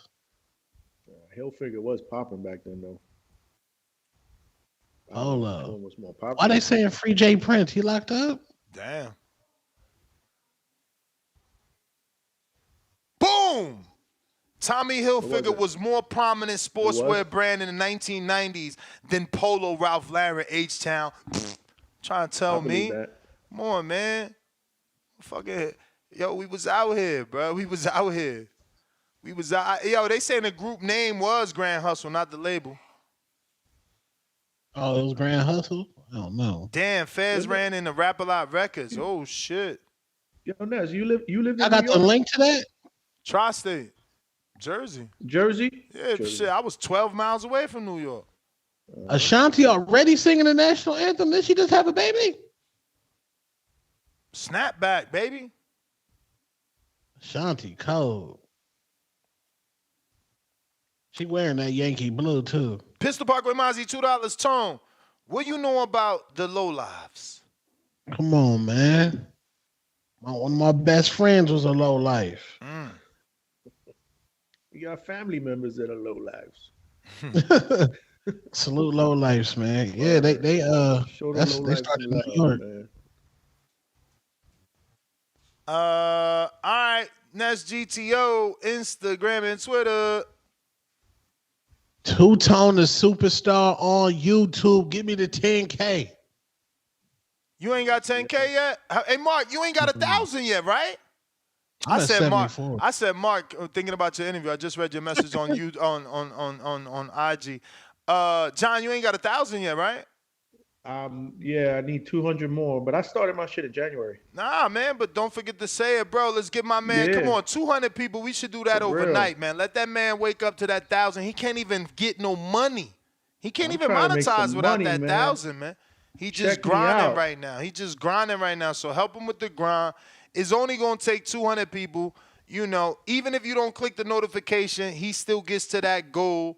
And, you know, he's able to keep putting in that work. Don't forget he covers fights for us in Florida. You know, so salute, man. Support my man John, man. Yep, the Hangout Spot, DA Hangout Spot. Like, share, subscribe. You already know how we do, man. Support a brother. Tell a friend to tell a friend.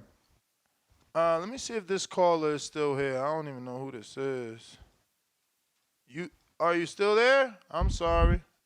You sound like you're there. You ain't connecting though. You there? 216. Yo, you can hear me? Yes, sir. Who's this? You hear me? Yeah. This Quan. Quan, what up? Yeah, I usually be on Twitter, but I didn't use my Rolodex, but what up?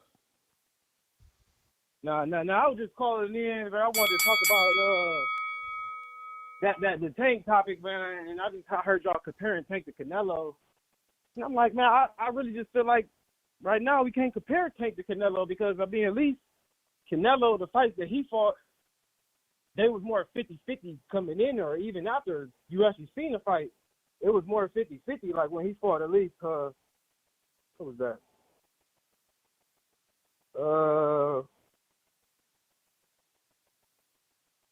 When Canelo fought, he had Cotto, Lama, Triple G, Kovalev, Bivol, Floyd, Plant, Billy Joe.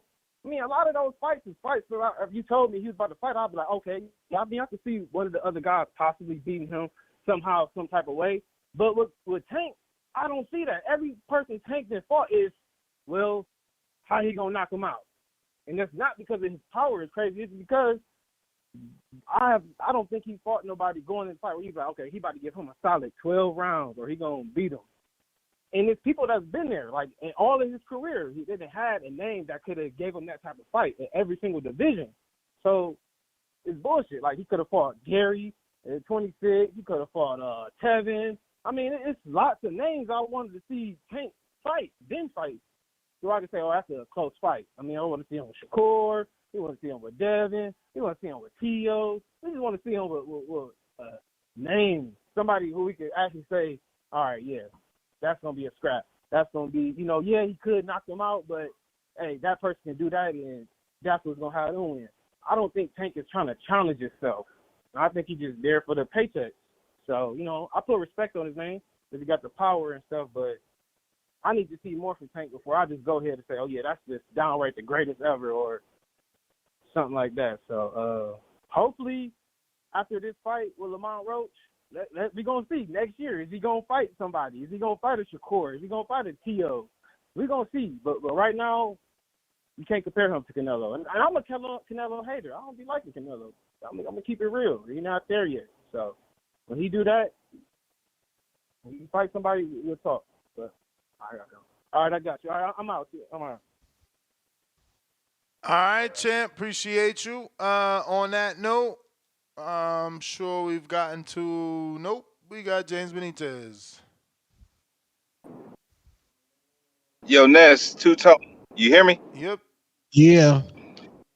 Man, how you gonna let these niggas try to lie to y'all and tell y'all that it's fucking Grand Hustle, man? Grand Hustle was the independent group, was the independent label that T.I. had, man. The group was fucking PSC. Don't listen to these niggas that from Yeah. the city, man, try to tell you what the fuck it is, man. Like, get the fuck out of here, man. You got T.I. with a cast of characters like Mac Boney and Country Kane, who you was definitely listen to. Country Kane definitely. He was the goddamn. He was probably like the nigga that should have been next up out of the PSC clique, because Young Dro was doing his own thing independently. Now H Town. Only thing Houston, Texas really had was that nigga that was doing what was the number, man? 281-330-8004. What's the name? Mike Jones. That was it, man. Besides that, nobody else really stretched across the country, man, since that era for Houston, Texas. It was just Lil Flip, Paul Wall, and goddamn on Mike Jones. Slim Thug, he was cool, but he ain't never really had no hit, really. I mean, shout out to Paul Wall and Mike Jones jumping on that Still Tipping, but that was it. But yeah, Atlanta revolutionized so much for the rap game. You can't deny the polo swag. Like you right, Memphis might have had Tommy Hilfiger, but Atlanta had polo, while Florida niggas had the Beverly Hills Polo Association. We also revolutionized and made the old school cars goddamn popular. We definitely took over the white tee movement and everything. We made that popular. And you can't deny, shout out to Jermaine Dupri, allowing Nelly to come into our city and do the Air Force One song with the St. Lunatics. So everybody knows Atlanta created all the fashion, all the music, and we took over the whole 2000 era. We may give it back in 2050 to New York, but rap might be dead then. Ness, again, shout out to you. Two-Tone, what was Arizona's greatest contribution to the rap game? Because I don't see anything coming from the West Coast besides Dada sneakers. That's it. But anyways, man, I'm just going to go ahead and end on that note. I'll holler at y'all niggas, man, tomorrow. Peace. All right. Looks like that is everybody. And that's GTO, Instagram, and Twitter. Catch me on the next one tomorrow morning, 6 a.m. Pacific Standard Time, 9 a.m. Eastern. Peace.